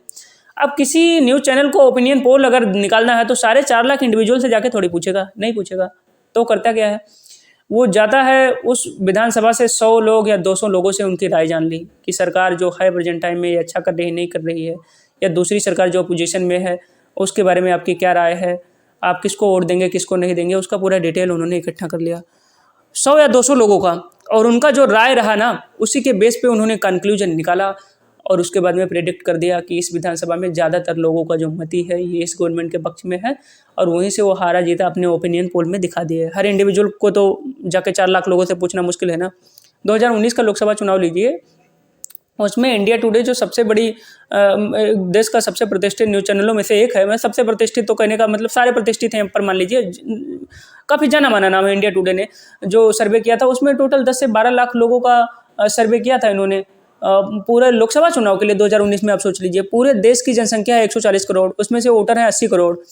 80 करोड़ वोटर्स में से भी मान लीजिए अगर 60% ने वोट दिया हो तो 8 से 48 करोड़ लोगों ने वोट दिया। 2019 के लोकसभा चुनाव की बात हो रही है। उन 48 करोड़ वोटर्स ने जो वोट दिया ना, उसमें एग्जिट पोल निकालने के लिए इंडिया टुडे ने 10 लाख लोगों से पूछा, उनकी राय ली, और उस 10 लाख के बेस पे इन्होंने पूरा एकदम प्रेडिक्शन कर दिया था कि किसकी सरकार आने वाली है। संयोग से उनका प्रेडिक्शन सही था। ऐसे ही होता है कि हर इंडिविजुअल का मतलब वो थोड़ी ले सकते हैं, तो वो सैंपल लेते हैं। अब ये सैम्पलिंग इसीलिए बहुत ज़रूरी होता है कि कई बार जब पॉपुलेशन साइज बहुत बड़ा होता है तो हर एक इंडिविजुअल का वर्चुअली या डायरेक्टली जो है इम्पॉसिबल होता है उसके बारे में डिटेल इकट्ठा करना। तभी हम सैम्पलिंग की ज़रूरत तभी हमें पड़ती है कि नमूना लेते हैं, उसमें से कुछ एक चुनते हैं, उसके बारे में स्टडी करते हैं और फिर हम प्रेडिक्शन कर देते हैं कंप्लीट के बारे में। तो अब ये जो प्रेडिक्शन है ये सही कब साबित होगा? हमारा उद्देश्य क्या होता है स्टेट में कि जो हम प्रेडिक्ट कर रहे हो सही साबित हो? सही तब साबित होगा जब हमारा जो हमने सैंपल लिया है ना, उसमें एकदम डाइवर्सिटी रहे, एक रूपता ना रहे, उसमें एकदम विभिन्नता रहे कि हर क्षेत्र से पता चले। किसी कंस्टिट्यूंसी में एकदम उसका निकालना है कि कौन जीतेगा कौन हारेगा, और कोई आया ओपिनियन पोल निकालने के लिए, वहाँ पे पूछ लिया 50 ऐसे लोगों से राय ले लिया जो किसी पार्टी विशेष को समर्थन करते हैं, और उसी के बेस पे कंक्लूजन निकाल दिया, ब्लंडर हो जाएगा, तो गलत रिजल्ट आ जाएगा। तो हर लोग से को जब शामिल करेंगे उसमें तरह तरह के लोगों को, सैंपल जितना ज़्यादा डाइवर्सिफाइड होगा, जितना ज़्यादा बड़ा उसका सैंपल साइज होगा, जो हमारा रिजल्ट होगा उतना ज़्यादा एक्यूरेट होगा। वो ये चीज़ ध्यान रखेंगे, आगे इसके बारे में और ज़्यादा भी पढ़ेंगे। A sample should have the same characteristic at the population it is representing. एक और सैंपल की विशेषता होनी चाहिए कि ये जिस पॉपुलेशन से निकाला गया है सैंपल, ये इसका और उस पॉपुलेशन का कैरेक्टरिस्टिक यानी गुण और दोष सेम होना चाहिए। ये नहीं कि मतलब जनगणना किया गया है किसी गांव का, उसके बाद में पता चले कि उस गांव में पालतू जानवर कितने लोग रख रहे हैं, उसका सैंपल उनका इकट्ठा कर लिया जाता है। तो ऐसा नहीं होगा कि जिस पॉपुलेशन से आप सैंपल निकाल रहे हो उनका और उस पॉपुलेशन का कैरेक्टरिस्टिक यानी गुण दोष मिलना चाहिए, तभी वो सैंपल के बाद में जो कंक्लूजन निकालेंगे वो सही होगा। अब ये सैंपलिंग हो गया, उसके बारे में हमने पढ़ा दिया सैंपलिंग होता क्या है, ये सारी चीज़ें बता दी। अब सैंपलिंग कोई भी चीज़ करते हैं तो कुछ टेक्निक होती है उसमें, वो टेक्निक ना होगी तो कर कैसे पाएंगे? तो ऐसे सैंपलिंग की भी टेक्निक होती है, और सैंपलिंग की भी 2 मेजर टेक्निक्स हैं। पहली टेक्निक इसकी क्या है? पहली टेक्निक है रैंडम सैंपलिंग, या इसको कहते हैं प्रोबेबिलिटी सैंपलिंग। प्रोबेबिलिटी होता क्या है? प्रोबेबिलिटी ये रैंडम इवेंट जो होता है उसी में तो प्रोबेबिलिटी निर्धारित की जाती है, बाकी वो फिक्स इवेंट में तो प्रोबेबिलिटी 1 होती है। तो जब कोई चीज़ फिक्स है, जब पानी बरसेगा तो बरसेगा, अब ये पता नहीं है बरसेगा नहीं बरसेगा, लेकिन अब पता चला कि कुछ फिक्स चीज़ें होती हैं, आप जान लीजिए ना, तो उसमें प्रोबेबिलिटी का कोई महत्व नहीं होता। जो रैंडम इवेंट होते हैं वही प्रोबेबिलिटी काम आती है। तो पहला जो हो गया टेक्निक, किसका टेक्निक, इसका सैम्पलिंग का टेक्निक, वो पहला टेक्निक हो गया, वो हो गया नंबर 1 रैंडम या प्रोबेबिलिटी सैम्पलिंग, और दूसरा नॉन प्रोबेबिलिटी सैम्पलिंग या नॉन रैंडम सैम्पलिंग। ये 2 तरीके हैं। आपसे पूछ सकते हैं कि सैम्पलिंग की कितनी टेक्निक्स होती हैं मेजर, तो there are 2 most commonly use sampling techniques. पहला रैंडम प्रोबेबिलिटी सैम्पलिंग और दूसरा नॉन प्रोबेबिलिटी सैम्पलिंग। पहले रैंडम सैम्पलिंग या प्रोबेबिलिटी सैम्पलिंग और दूसरा नॉन प्रोबेबिलिटी सैम्पलिंग, ये याद रखेंगे। अब प्रोबेबिलिटी सैम्पलिंग के बारे में पढ़ते हैं। अब हिंदी माध्यम वाले भाइयों के लिए बता दें, इसको हिंदी में उनके लिए आएगा प्रायिकता प्रतिचयन। प्रोबेबिलिटी सैम्पलिंग को कहेंगे हिंदी में प्रायिकता प्रतिचयन। ये क्या है? If the sample selection is based on randomization, अगर सैंपल का जो सिलेक्शन है, जो हम किसी पॉपुलेशन से सैंपल निकाल रहे हैं, वो रैंडम बेसिस पे लिया जा रहा है, किसी सेट ऑफ रूल पे नहीं लिया जा रहा है कि पहले से ही नियम निर्धारित है कि यहाँ से इतना लेंगे, यहाँ से इतना लेंगे, ऐसे नहीं लिया जा रहा है। रैंडम एकदम लिया जा रहा है कि यहाँ से उठा लिया, वहाँ से उठा लिया, वहाँ से उठा लिया, कोई फिक्स पैटर्न नहीं है उसका, मतलब रैंडमाइजेशन के थ्रू लिया जा रहा है। तो ऐसे प्रोबेबिलिटी सैम्पलिंग को कहते हैं हम, ऐसे इस तरह के सैम्पलिंग को कहते हैं हम रैंडम सैम्पलिंग या प्रोबेबिलिटी सैम्पलिंग। तो और उसके बाद में मतलब रैंडमाइजेशन का क्या मतलब हुआ कि जिसमें हर एलिमेंट के चुने जाने की जो संभावना हो एकदम बराबर हो, सेम हो, किसी का कोई भेदभाव नहीं कि इसके चुने जाने की ज़्यादा संभावना है, इसके चुने जाने की कम संभावना है। तो इस तरह की जो प्रोबेबिलिटी सैम्पलिंग होती है उसको क्या कहते हैं? उसको कहते हैं, इस तरह की जो सैम्पलिंग होती है उसको कहते हैं प्रोबेबिलिटी सैम्पलिंग या रैंडम सैम्पलिंग। तो इंग्लिश में इसको पढ़ के सुना देता हूँ, हिंदी में बता दूंगा कि if the sample selection is based on randomization that is every element has equal chances of being picked up, तो उस तरह के सैम्पलिंग को कहेंगे probability sampling. This sampling technique used randomization to make sure that every element of the population gets an equal chance to be part of the selected sample. तो इस तरह के जो सैम्पलिंग होता है, इसमें हर एक एलिमेंट के चुने जाने का एकदम इक्वल चांस होता है, कोई भेदभाव नहीं। It's alternatively known as random sampling. तो इसका दूसरा नाम, प्रोबेबिलिटी सैम्पलिंग का दूसरा नाम क्या है? रैंडम सैम्पलिंग भी कहते हैं प्रोबेबिलिटी सैम्पलिंग को। ये पहली टेक्निक हो गई किसकी? सैम्पलिंग की। दूसरे, तो इसको हिंदी में जान लेते हैं, नमूना तकनीक। 2 सबसे अधिक इस्तेमाल की जाने वाली नमूना तकनीकें या सैम्पलिंग तकनीकें कौन कौन सी हैं? प्रायिकता प्रतिचयन पहला, जिसके बारे में अपनी हमने पढ़ा, मतलब प्रोबेबिलिटी सैम्पलिंग या रैंडम सैम्पलिंग। इसमें यदि प्रतिदर्श का चयन यादृच्छिकरण पर आधारित हो, अर्थात प्रत्येक तत्व के चुने जाने की समान संभावना हो, तो ऐसे तरह के सैम्पलिंग को कहते हैं प्रायिकता प्रतिचयन। या नमूनाकरण तकनीकी या सुनिश्चित करने के लिए यादृच्छिकरण का उपयोग करती है कि जनसंख्या के प्रत्येक तत्व को चयनित नमूने का हिस्सा बनने का समान अवसर मिले। इसे वैकल्पिक रूप से यादृच्छिक नमूनाकरण के रूप में भी जाना जाता है। किसको? प्रोबेबिलिटी सैम्पलिंग को, यानी प्रायिकता प्रतिचयन को। ये हिंदी में हो गया। अब आगे जो टाइप्स ऑफ सैम्पलिंग में, अब ये जो प्रोबेबिलिटी सैम्पलिंग में है ना, सैम्पलिंग है ना, ये भी 5 तरह की होती है। इसके बारे में बहुत डिटेल जानना जरूरी नहीं है, पर हमने लिस्ट कर दिया, आपका मन होगा तो पढ़ लेना, हम थोड़ा थोड़ा बताते चलते हैं। तो टाइप्स ऑफ प्रोबेबिलिटी, पहले तो सैम्पलिंग की 2 टेक्निक हमने पढ़ी, क्या? रैंडम या प्रोबेबिलिटी सैम्पलिंग और दूसरा नॉन प्रोबेबिलिटी सैम्पलिंग। अब जो रैंडम या प्रोबेबिलिटी सैम्पलिंग होती है वो भी 5 तरह की होती है। कौन कौन सी होती है? पहला है सिंपल रैंडम सैम्पलिंग। तो इसमें क्या होता है? In this type of sampling every element has an equal chance of getting selected. तो इस सिंपल रैंडम सैम्पलिंग में क्या होता है कि हर एक एलिमेंट जो इसमें है उसके चुने जाने की, मतलब किस में है, वो पॉपुलेशन के अंदर जो एलिमेंट है उसके सैंपल में लिए जाने की जो संभावना होती है एकदम बराबर होती है सारे एलिमेंट के लिए, तो उसको कहते हैं सिंपल रैंडम सैम्पलिंग। दूसरा है स्ट्रेटिफाइड रैंडम सैम्पलिंग, जिसको डिटेल में पढ़ना हो लिखा हुआ उसको पढ़ लेंगे। In this technique the element of the population are divided into small sub group. तो स्ट्रेटिफाइड जो सैम्पलिंग होती है, इसमें जो एलिमेंट होते हैं पॉपुलेशन के भीतर ना, जिनसे हमें सैंपल निकालना है, वो पहले छोटे छोटे सब ग्रुप में डिवाइड किए जाते हैं। उसके बाद हर एक सब ग्रुप से कुछ एक इंडिविजुअल को निकालना होता है। तो इस तरह की सैम्पलिंग को क्या कहते हैं? Stratified sampling. एग्जाम्पल के रूप में ले लीजिए, जैसे बताया जाता है कि 5 लड़कों और 6 लड़कियों के समूह में से, इसमें जो हमने लिख रखा है, मतलब 5 लड़कों और 6 लड़कियों के समूह में से 2 लड़कों और 3 लड़कियों को लेके एक टीम बनाई जानी है। तो ये टीम कितने तरीके से बनाई जा सकती है? इस तरह के जो इवेंट होते हैं उनको अगर हमको डिफाइन करना है तो वहाँ स्ट्रेटिफाइड सैम्पलिंग काम में ली जाती है। यहाँ पे देखो, लड़कों का ग्रुप अलग बना है, लड़कियों का ग्रुप अलग बना है, कि मतलब टोटल जो पॉपुलेशन था, टोटल पॉपुलेशन में तो लड़का लड़की सब मिलाए जाएंगे, लेकिन यहाँ टोटल पॉपुलेशन को 2 ग्रुपों में बांट दिया गया है, एक लड़कों का ग्रुप, एक लड़कियों का ग्रुप। तो इस तरह का जो सैम्पलिंग होता है वो है तो रैंडम सैम्पलिंग या प्रोबेबिलिटी सैम्पलिंग, लेकिन उसका कौन सा प्रकार है? स्ट्रेटिफाइड रैंडम सैम्पलिंग है। तीसरा वाला जो है इसको कहते हैं सिस्टमैटिक सैम्पलिंग। तो सिस्टमेटिक सैम्पलिंग ये प्रकार है किसका, ये प्रोबेबिलिटी या रैंडम सैम्पलिंग का प्रकार है। 5 प्रकार के होते हैं, उसमें तीसरा पढ़ रहे हैं। इस टेक्निक में क्या करते हैं, एलिमेंट का जो सिलेक्शन है वो एक सिस्टमेटिक वे में किया जाता है और रैंडम नहीं होता। केवल पहला जो चुना जाता है वो रैंडमली चुना जाता है, उसके बाद में जो उसके आगे के एलिमेंट चुने जाते हैं वो उसी के बेस पे कोई सेट ऑफ रूल होता है, चुनते हुए हम चले जाते हैं। जैसे कक्षा 11 में अगर आपने गणित लिया हो तो आपने पढ़ा होगा, कक्षा 11 में गणित में गणितीय आगमन का सिद्धांत एक चैप्टर है, प्रिंसिपल ऑफ मैथमेटिकल इंडक्शन। तो उसमें कोई चीज़ जब प्रूव किया जाता है तो उसमें क्या करते हैं, पहले n = 1 के लिए प्रूव कर देते हैं, फिर n = 2 के लिए प्रूव करते हैं, उसके बाद n = k के लिए प्रूव करते हैं और फिर n = k + 1 के लिए वो अगर सही है तो वो सारे k के लिए सही हो जाता है, पूरे n के लिए सही मान लिया जाता है। तो केवल n = k के लिए जो है उसको हमने माना, बाकी वो सेट ऑफ रूल के हिसाब से चलता चला गया, तो एक सिस्टमेटिक वे में और सैम्पलिंग हो गई। तो इस तरह जो सिस्टमेटिक सैम्पलिंग होती है इसके नाम से स्पष्ट है, इसमें केवल पहला जो एलिमेंट है वो रैंडमली सिलेक्ट किया जाता है और बाकी सेट ऑफ रूल के आधार पर सिलेक्ट किए जाते हैं। रैंडम सिलेक्शन सैम्पलिंग की ये विशेषता हो गई। जैसे इसका एग्जांपल हमने दिया, प्रूविंग थ्योरम्स और mathematical statement using principle of mathematical induction. ये जो काम होता है मैथमेटिकल इंडक्शन यानी गणितीय आगमन का सिद्धांत का इस्तेमाल करके मैथमेटिकल थ्योरम्स को प्रूव करना या गणितीय मैथमेटिकल स्टेटमेंट को प्रूव करना, ये सारा जो काम होता है ये सिस्टमेटिक सैम्पलिंग के तहत ही होता है। अब अगला आ गया क्लस्टर सैम्पलिंग। क्लस्टर सैम्पलिंग देख लेते हैं। इस सैम्पलिंग की ये जो क्लस्टर वाली तकनीकी है, इसमें पूरे पॉपुलेशन को अलग अलग छोटे क्लस्टरों में बांट देते हैं और फिर सैम्पलिंग की जाती है। जैसे कोई पॉपुलेशन है, आपके गांव का पॉपुलेशन आप मान लीजिए, तो ऐसे छोटे छोटे क्लस्टरों में बांटिए। पहला क्लस्टर कि गाँव के ऐसे लोगों का समूह जिनकी जो हाइट हो 5 फुट 6 इंच से ज़्यादा हो। दूसरा क्लस्टर ऐसे लोगों का समूह जिनका वजन जो हो 60 किलो से ज़्यादा हो। तीसरा क्लस्टर ऐसे लोगों का समूह जिनका जो उम्र हो 40 वर्ष से ज़्यादा हो। फिर फिर एक क्लस्टर बना दीजिए मेल का अलग, एक क्लस्टर बना दीजिए फीमेल का अलग। फिर ऐसे क्लस्टर एक क्लस्टर बना दीजिए जो लखनऊ में रह रहे हैं, एक जो गंगटोक में रह रहे हैं, एक रैंगपो में रह रहे हैं, एक अलग अलग जो सिटीज़ में देश के रह रहे हैं, वो पूरा ऐसे बना दीजिए आप। कुछ दिल्ली में रह रहे हैं, हैदराबाद बेंगलोर में, तो सब तरह तरह के क्लस्टर बना के उसके बाद में जो सैम्पलिंग की जाती है एक ही सेट में बहुत तरह अलग अलग क्लस्टर बना के, अलग अलग छोटे छोटे समूह बना के, तो उस तरह के जो सैम्पलिंग होती है वो होती है क्लस्टर रैंडम सैम्पलिंग।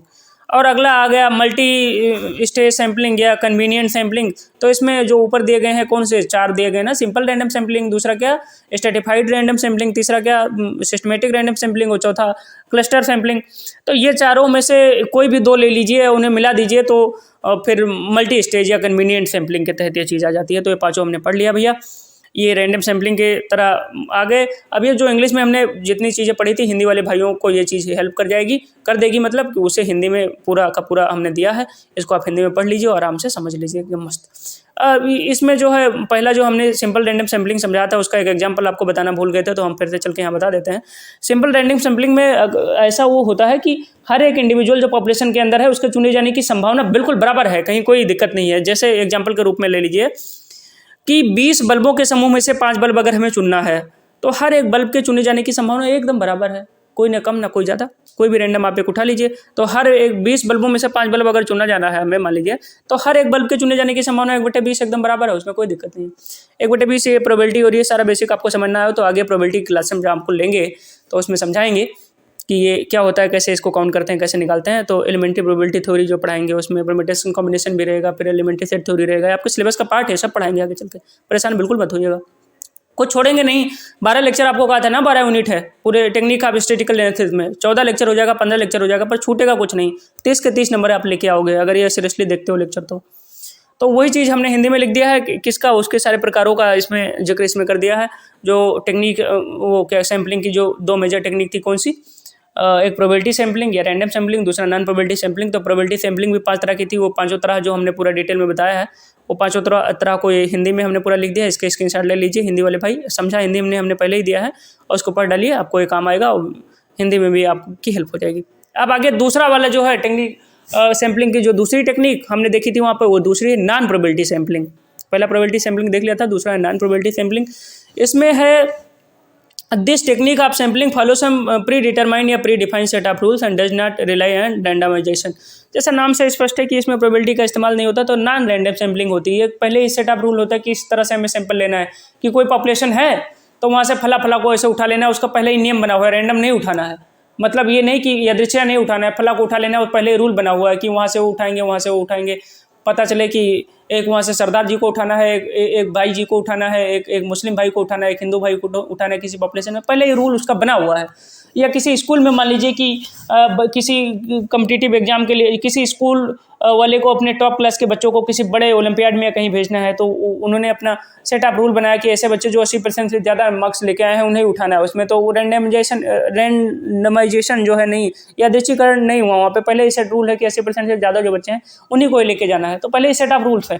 तो नॉन प्रोबेबिलिटी सैम्पलिंग यही हो गया, जहाँ प्रोबेबिलिटी या रैंडम सैम्पलिंग कुछ नहीं होती, वहाँ पहले ही प्री डिफाइंड रूल है, उसी के आधार पे हम सैम्पलिंग करेंगे, उसी के आधार पे मतलब पॉपुलेशन से हम एलिमेंट को उठाएंगे और छोटा सा सैंपल बना देंगे और फिर पूरे पॉपुलेशन को कंक्लूड करेंगे, कोई रिजल्ट निकालेंगे उसके बारे में।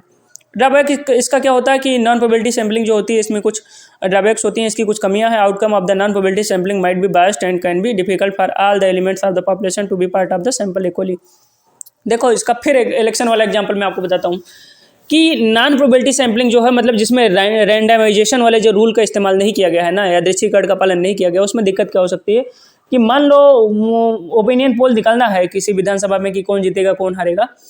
अब वहाँ पे रैंडम व्यक्ति से नहीं पूछा और किसी मान लीजिए कि किसी कोई ऐसे व्यक्ति से, पार्टी ए एक है एक पार्टी बी है, अब पार्टी ए के विरोधियों से ही पूछा उन्होंने, 100 लोगों का सर्वे किया और 100 सारे वो लोग शामिल किए एकदम, मतलब सेट ऑफ रूल पहले था कि विरोधी को ही हम शामिल करेंगे, सारे विरोधियों को पूछ ले तो गाली देंगे ना, चाहे वो कोई भी हो, और चाहे 100 समर्थक को ही एकदम उस पार्टी ए का समर्थक ही है मान लीजिए, या पार्टी बी मान लीजिए, पार्टी ए मान लीजिए, उसका समर्थक से ही पूछ लिया पूरा, उसके बीच पे कंक्लूजन निकाल दिया, पूरा बायस हो जाएगा ये मामला। तो इसलिए क्या होता है कि जो नॉन प्रोबेबिलिटी सैम्पलिंग होती है, जो पहले ही प्री डिफाइंड रूल के आधार पे पॉपुलेशन में से सैंपल निकाला जाता है, इस तरह की सैम्पलिंग जो होती है इसमें बायसनेस होने के बहुत ज़्यादा चांस होते हैं, ये एक्यूरेट सैम्पलिंग नहीं होती है। इसके आधार पर जो कंक्लूजन निकाला जाता है उसमें कमियाँ होने की बहुत संभावना होती है और इसमें एक्यूरेसी भी कम होती है। तो आप ध्यान रखेंगे कि किस तरह की सैम्पलिंग जो है उसमें एक्यूरेसी कम होती है या कम रिलायबल होती है वो सैम्पलिंग, तो वो सैम्पलिंग कौन सी है, नॉन प्रोबेबिलिटी सैम्पलिंग। तो पहला ड्रॉबैक हो गया outcome of non probability sampling जो है ये बायस हो सकता है, और ये बायस किस आधार पे हो सकता है कि इसमें सारे एलिमेंट जो शामिल हैं पॉपुलेशन के अंदर, सबके चुने जाने की संभावना बराबर नहीं होती इसमें, क्योंकि रैंडम उठाया नहीं है, पहले ही कोई नियम था उसी के तहत उठा लिया है कि हमें फलाने को ही उठाना है, हमें धमकाने को ही उठाना है, पहले ही दिमाग में बना हुआ है वो आइडिया, तो सबके चुने जाने की संभावना बराबर कैसे होगी, नहीं होगी भाई। तो अब जब बराबर नहीं होगी तो अब जो कंक्लूजन आप निकालोगे वो भी बायस्ड कंक्लूजन रहेगा, तो बायस्ड कंक्लूजन रहेगा तो वो ग्राउंड की सिचुएशन नहीं दिखाएगा, गलतियाँ होंगी वहाँ पे, तो ये इसकी कमियाँ हैं। अब ये भी 4 टाइप का होता है, 4 मेजर टाइप हैं किसके, नॉन प्रोबेबिलिटी सैम्पलिंग के। प्रोबेबिलिटी सैम्पलिंग के 5 टाइप थे, वो आपको हमने बता दिया था कौन कौन से थे। सिंपल रैंडम सैम्पलिंग, दूसरा स्ट्रेटिफाइड, तीसरा फिर हमने सिस्टमेटिक, चौथा हमने पढ़ा था क्लस्टर और पांचवा मल्टी स्टेज। अब ये जो हो गया इसके टाइप हैं 4। पहला है कन्वीनियंस सैम्पलिंग की अपने सुविधा के अनुसार कि नहीं हम वो जो अवेलेबल है हमारी सुविधा वहीं पे है तो उनको हम सैम्पलिंग में ले लेते हैं नॉन प्रोबेबिलिटी के तहत। तो ये samples are selected based on the availability and convenience, this method is used when the availability of sample is rare and costly.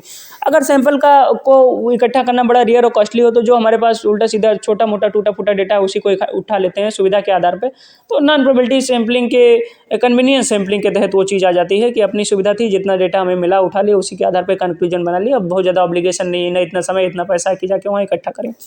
दूसरा हो गया इसमें पर्पसिव सैम्पलिंग की, किसी पर्पज़ विशेष के लिए सैंपल अगर इकट्ठा किया गया हो, कोई विशेष इंटेंशन हो, जैसे चुनाव में ही ले लीजिए कि किसी विशेष न्यूज़ चैनल का एकदम वो हो कि ओपिनियन पोल में एक पार्टी को जीता एक पार्टी को हारता हमें दिखाना है, तो पहले सेट ऑफ रूल उन्होंने बना दिया, पर्पज सेट कर दिया कि हमें इसको हारा दिखाना ही है, इसको जीता दिखाना ही है कि मनोबल उनका डाउन हो या उनका ऊपर हो, तो पर्पज पहले उनका प्री डिफाइन है, तो उसमें प्रोबेबिलिटी वाला सैम्पलिंग हुआ ही नहीं, नॉन प्रोबेबिलिटी हो गया कि जितना उन्होंने अपने मन में किया कि इन्हीं से पूछना है कि ये कहें कि हाँ इन्हीं की विजय है, इनकी ये है, तो वही जाके अपने चैनल पे उन्होंने दिखा दिया, कुछ भी कर दिया, तो वो पहले ही पर्पज अगर उनका प्री डिफाइन है या इंटेंशनल है तो ये भी किस में आता है, नॉन प्रोबेबिलिटी सैम्पलिंग के अंतर आता है।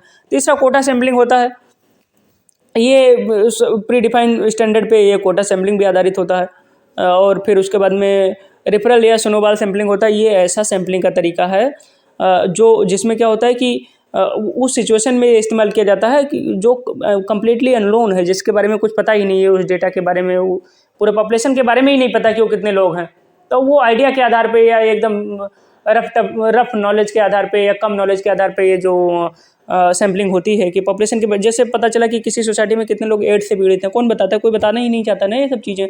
तो इस तरह का जो फिर सैंपल हम इकट्ठा करें, पूरे पॉपुलेशन के बारे में एनालाइज कैसे करें, पूरे पॉपुलेशन का ही आइडिया नहीं है। तो फिर तो ऐसे ऐसे जो सैम्पलिंग हम करते हैं जिस टेक्निक से मदद से उसको कहते हैं रेफरल या स्नोबॉल सैम्पलिंग। तो रेफरल या स्नोबॉल सैम्पलिंग का इस्तेमाल जो होता है वो कहाँ पे होता है? जब हमें सिचुएशन, पॉपुलेशन की सिचुएशन के बारे में बिल्कुल पता ना हो, उसके बारे में कम्प्लीटली अननोन हो या वो सिचुएशन एकदम रेयर हो, तो वहाँ पे रेफरल या स्नोबॉल सैम्पलिंग का इस्तेमाल किया जाता है।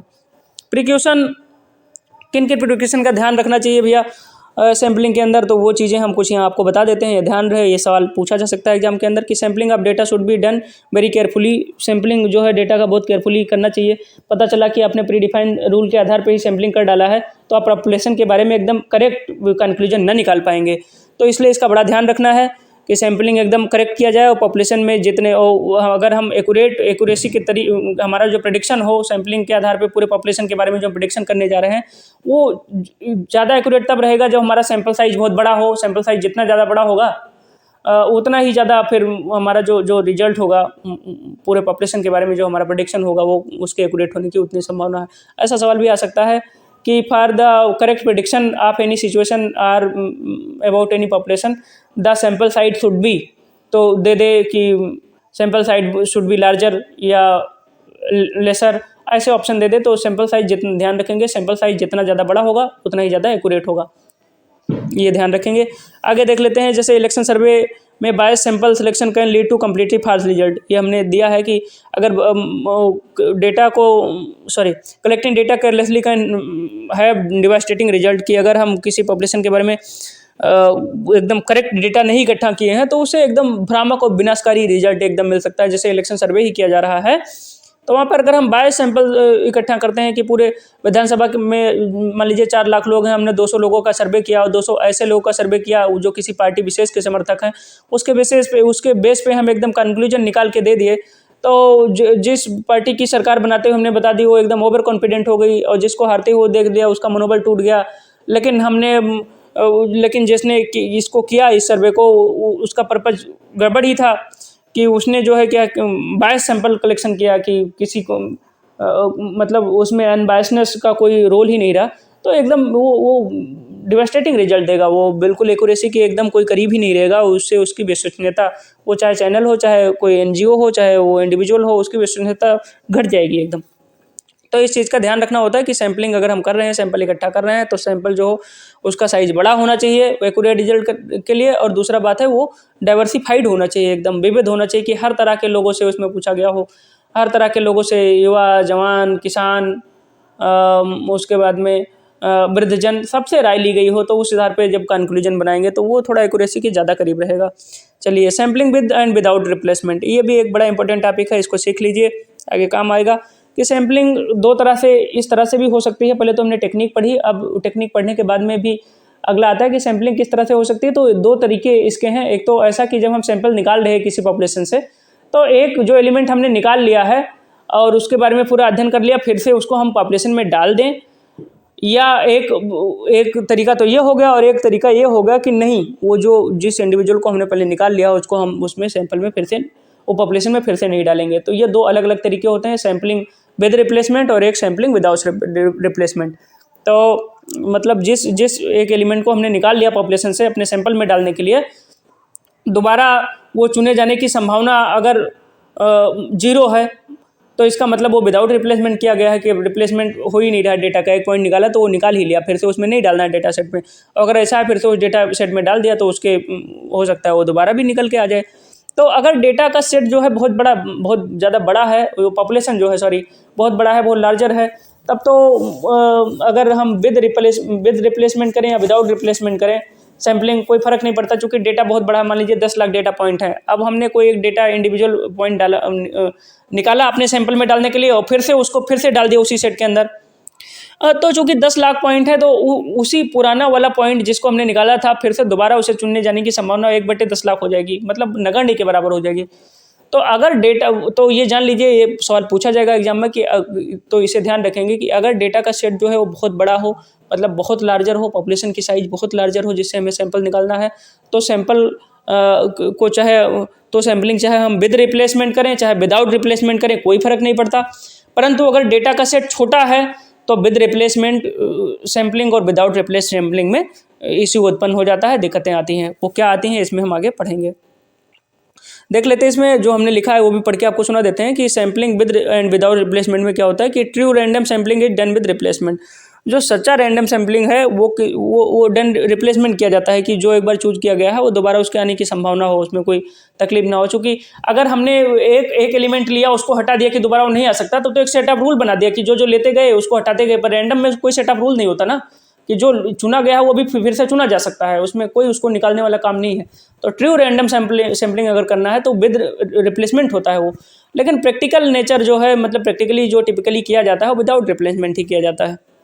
तो कि true random sampling is done with replacement, that is once a member is picked that member goes back into the population and thus may be chosen more than once. True random sampling जो होती है वो replacement के साथ की जाती है कि एक बार अगर कोई एलिमेंट चूज कर लिया गया, कोई चूज कर लिया गया पॉपुलेशन का, तो फिर से वो पॉपुलेशन में भेज दिया जाता है कि पूरी संभावना होती है कि वो दोबारा चुना जा सके। तो ये हो गया विद रिप्लेसमेंट। लेकिन फिर से दिया गया कि however for the practical reasons in most population simple random sampling is done without replacement, कि ज़्यादातर पॉपुलेशन में प्रैक्टिकल रीजंस की वजह से जो सैम्पलिंग की जाती है वो विदाउट रिप्लेसमेंट की जाती है। Without like surveys are usually done without replacement. जैसे कोई सर्वे किया जाना है तो इसको विदाउट रिप्लेसमेंट इसलिए करते हैं कि पता चला कि 500 लोगों का सर्वे करना है, हम एक ही व्यक्ति और उसमें 500 लोग टोटल हैं, उसमें हमें 20 लोगों से सर्वे करना है और 500 लोगों के बारे में प्रेडिक्शन करना है। तो उसी एक ही व्यक्ति को 4 या 5 बार पूछ लिया तो वो फिर जो हमारा सैंपल है ना वो एक्यूरेट होने की संभावना कम हो गई, चूँकि एक ही इंडिविजुअल ने 4-5 बार विचार दे दिया। क्यों? चूँकि हम सैम्पलिंग विद रिप्लेसमेंट कर रहे हैं। तो जब हमारा सैंपल साइज बहुत ज़्यादा बड़ा हो, मतलब पॉपुलेशन बहुत अथाह बड़ा हो और सैंपल भी हम बड़ा ले रहे हों, तो उसमें विद और रिप्लेसमेंट विदाउट रिप्लेसमेंट करे कोई अंतर नहीं पड़ता। परंतु अगर हमारा पॉपुलेशन साइज छोटा है, हमारा सैंपल भी छोटा है, तो वहाँ इसका प्रभाव पड़ता है। तो इसलिए वहाँ हम कोशिश करते हैं कि अगर हमारा रिजल्ट एक्यूरेसी के थोड़ा करीब रहना है तो हम विदाउट रिप्लेसमेंट करते हैं। तो ये जो हमने लिखा है इसको देख लीजिए, बहुत ज़्यादा जरूरी है। ऐसे सवाल आ सकते हैं एग्जाम में कि किस स्थिति में सैम्पलिंग विद रिप्लेसमेंट ज़्यादा इंपॉर्टेंट है और किया जाना चाहिए और किस स्थिति में सैम्पलिंग विदाउट रिप्लेसमेंट। तो अगर पॉपुलेशन साइज बहुत बड़ी है और हमारा सैंपल का साइज भी बड़ा है तो हम विद रिप्लेसमेंट करें या विदाउट रिप्लेसमेंट करें कोई फर्क नहीं पड़ता।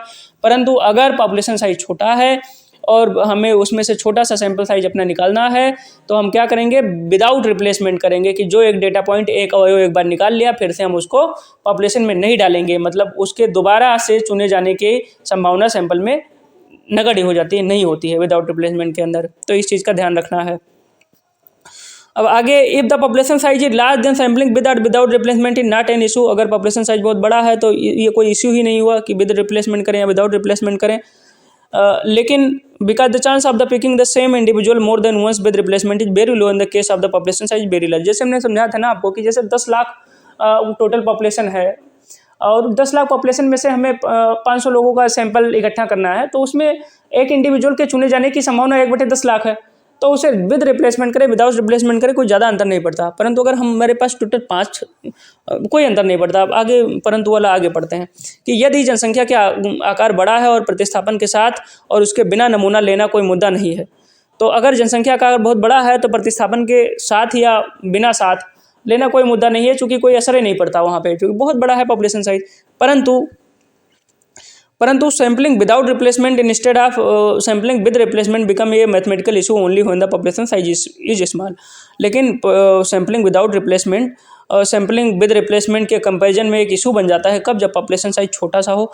कैसे? हम एग्जांपल के रूप में समझते हैं कि अगर पॉपुलेशन टोटल 20 लोगों का है, उसमें हमें 8 लोगों का सैंपल निकालना है, तो अगर सैम्पलिंग विद रिप्लेसमेंट आप करते हैं तो किसी पार्टिकुलर के चुने जाने की संभावना, सिंपल सी बात है, प्रोबेबिलिटी के साधारण नियमों के अनुसार 8/20 हो जाएगी। तो 20 लोगों में से 8 लोगों को हमें निकालना है और हम कर रहे हैं सैम्पलिंग विद रिप्लेसमेंट, तो एक आदमी को निकाला फिर से उसमें डाल देंगे उसको। तो एक आदमी की किसी इंडिविजुअल के चुने जाने की मतलब ओवरऑल ये सैम्पलिंग वाला जो हो गया वो 8 लोगों का पिक करने का, पहले आदमी को पिक करने का जो टोटल संभावना हो गई 8/20 हो गई। ऐसे दूसरे को पिक करने की मतलब अगर विद रिप्लेसमेंट कर रहे हैं तो पहले की चूज करने की 8/20, दूसरे को चूज करने की 8/20, तीसरे, ऐसे ये एकदम चलता चला जाएगा। लेकिन अगर विदाउट रिप्लेसमेंट कर रहे हैं तो पहले की संभावना क्या हो गई? किस तरह से? पहला 8/20 हो गया, दूसरा 7/19 हो गया, चूंकि ये घट गया ना, दोनों में घट गया, तीसरा 6/18 हो गया। तो ऐसे ऐसे कम होता चला जाएगा, किसमें, विदाउट रिप्लेसमेंट में। तो अगर वो नंबर बहुत बड़ा हो, मतलब जनसंख्या बहुत बड़ी हो, तो इसका असर नहीं पड़ता, लेकिन अगर छोटा हो, पॉपुलेशन साइज छोटा हो, तो इसका असर पड़ता है।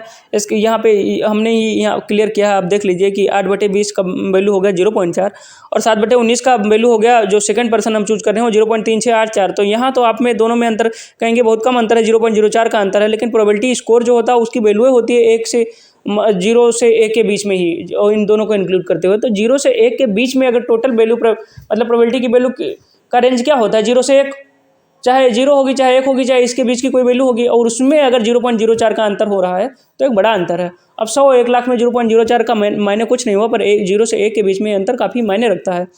तो इसलिए अगर पॉपुलेशन साइज बहुत बड़ा है तो विद रिप्लेसमेंट करें या विदाउट रिप्लेसमेंट करें, कोई अंतर नहीं पड़ता। लेकिन पॉपुलेशन साइज अगर छोटा है तो हम सैम्पलिंग हमेशा विदाउट रिप्लेसमेंट करते हैं, कि एक अगर एलिमेंट निकाल लिया तो फिर से हम उसको पॉपुलेशन में नहीं डालते, फिर से नया एलिमेंट चूज करते हैं सैंपल के लिए। तो इससे हम ज़्यादा एक्यूरेट प्रेडिक्शन कर सकते हैं पूरे पॉपुलेशन के बारे में सैंपल की हेल्प से। ये चीज़ ध्यान रखेंगे। एग्जाम्पल जो हमने बताया ये फिर से देख लीजिए कि अगर 20 लोग टोटल पॉपुलेशन मान लीजिए हैं और उसमें से 8 लोगों का सैंपल हमें निकालना है, and if you are sampling with replacement for any particular sample, then the chance of picking the first person 8/20 हो जाएगा। 8 लोगों को निकालना है 20 में से, तो 8/20 हो गया। अब and chance of picking a different second person is 7/19, और पहले के इतर दूसरे तरह का कोई व्यक्ति हो, मतलब पहला जो निकल गया उसके अलावा दूसरा व्यक्ति निकालने की संभावना हो जाएगी 7/19। तो इन दोनों में बड़ा अंतर हो गया। लेकिन अगर यही चीज़ हम विद रिप्लेसमेंट कर रहे होते तो पहला भी 8/20, दूसरा भी 8/20, तीसरा भी 8/20, तो वो तो अभी, और लेकिन अगर विदाउट रिप्लेसमेंट करेंगे तो पहला तो 8/20 ही होगा, पर दूसरा 0.3684 होगा, तो अंतर हो जाएगा। तो इसलिए उस स्थिति में जब सैंपल साइज छोटा हो तो ये अंतर पड़ता है। इसलिए सैंपल साइज छोटा होने की स्थिति में हम हमेशा प्रीफर करते हैं सैंपलिंग विदाउट रिप्लेसमेंट। चलो आगे देखते हैं। अब एरर, ये इसमें एरर क्या होता है। अब लेक्चर भले लंबा हो गया है, लेकिन अब चूंकि 13 से 14 लेक्चर में ही आपको ये पूरा टेक्निक ऑफ स्टेट्स एनालिसिस मिल रहा है, तो आप इसे धैर्यपूर्वक देखिए, एक बार में ही ना देखिए, 2 बार में देख लीजिए, टाइम नोट कर करके। जैसे एक पापा वीडियो बनाते हैं स्टडी फॉर सिविल सर्विसेज वाले, काफ़ी हेल्पफुल उनके वीडियो होते हैं, 10-10, 11-11 घंटे के होते हैं ज्ञान जी के, लेकिन हेल्पफुल वो बहुत ज़्यादा होते हैं। उसको एक बार जिसने देख लिया प्री क्लियर हो जाते हैं उनके वीडियो से, बहुत सारे लोगों ने क्लियर किया है। तो वो अभी इतना ज़्यादा नहीं है, चूँकि इस पर स्टेट्स वही लोग देखेंगे वीडियो जो फॉर्म भरे हुए हैं इसका एसओ का, और सब में इतना धैर्य भी नहीं होगा कि लास्ट तक ये वीडियो देख पाएँ, थोड़ा लंबा हो रहा है। लेकिन अभी तो थ्योरी है, जब मैं पढ़ाऊंगा उसमें मैथमेटिकल फार्मूला आएगा, उसको भी अच्छे से समझाऊंगा। तो अब बात यही है, 10 लोग देखें, 20 लोग देखें, तो यही अंत में जाते हैं जो यही धैर्यपूर्वक देखते हैं ना। अब कॉमेडी वीडियो तो है नहीं कि 2.5 घंटे की फिल्म है, 2.5 घंटे की फिल्म देखो आपको पता नहीं चलता कब 2.5 घंटा बीत गया, लेकिन 2.5 घंटे का लेक्चर देखो नहीं देखा जाता है एक सीटिंग में, 2 सीटिंग में देखिए, 3 सीटिंग में देखिए, 1 बार देखिए, 2 बार देखिए, दिमाग में आपके बैठ जाएगा। और जो भी जब आप देखेंगे तभी आपको पता चलेगा कि कमियां कहाँ रहेंगी, तो आके कमेंट बॉक्स में लिखेंगे कि इसमें यहाँ सुधार करें, ये सुधार करें। पर कंटेंट में कोई आप कमी नहीं पाएंगे। जान लीजिए कि अगर आप एग्जाम देके आते हैं और आपको इससे संबंधित सवाल नहीं मिलते, मेरे वीडियो से संबंधित, आपको वहाँ पे तब आके कहना कमेंट बॉक्स में कि आपने वीडियो बनाया वो चीज़ें नहीं मिली। अब मैं श्योर होकर कह सकता हूँ कि अगर कलेक्शन ऑफ डेटा से आपके सवाल आते हैं 2 से 3 नंबर के एसओ के पेपर में, तो इस पूरे लेक्चर के इतर कहीं से सवाल नहीं आएंगे, इसी लेक्चर से ही सवाल आएंगे इस टॉपिक से संबंधित। ये जान लीजिए, वो सब कुछ हमने इसमें समाहित कर दिया है। आगे बढ़ते हैं कि सैम्पलिंग एरर के बारे में देखते हैं कि जब हम सैम्पलिंग करते हैं तो एरर की संभावना है, नमूना निकालते हैं पॉपुलेशन के अंदर से, जनसंख्या के अंदर से, पूरे जनसंख्या को एनालाइज करने के लिए, तो उसमें गलतियों की संभावना हमेशा रहती है। परफेक्ट कुछ भी नहीं है दुनिया के अंदर।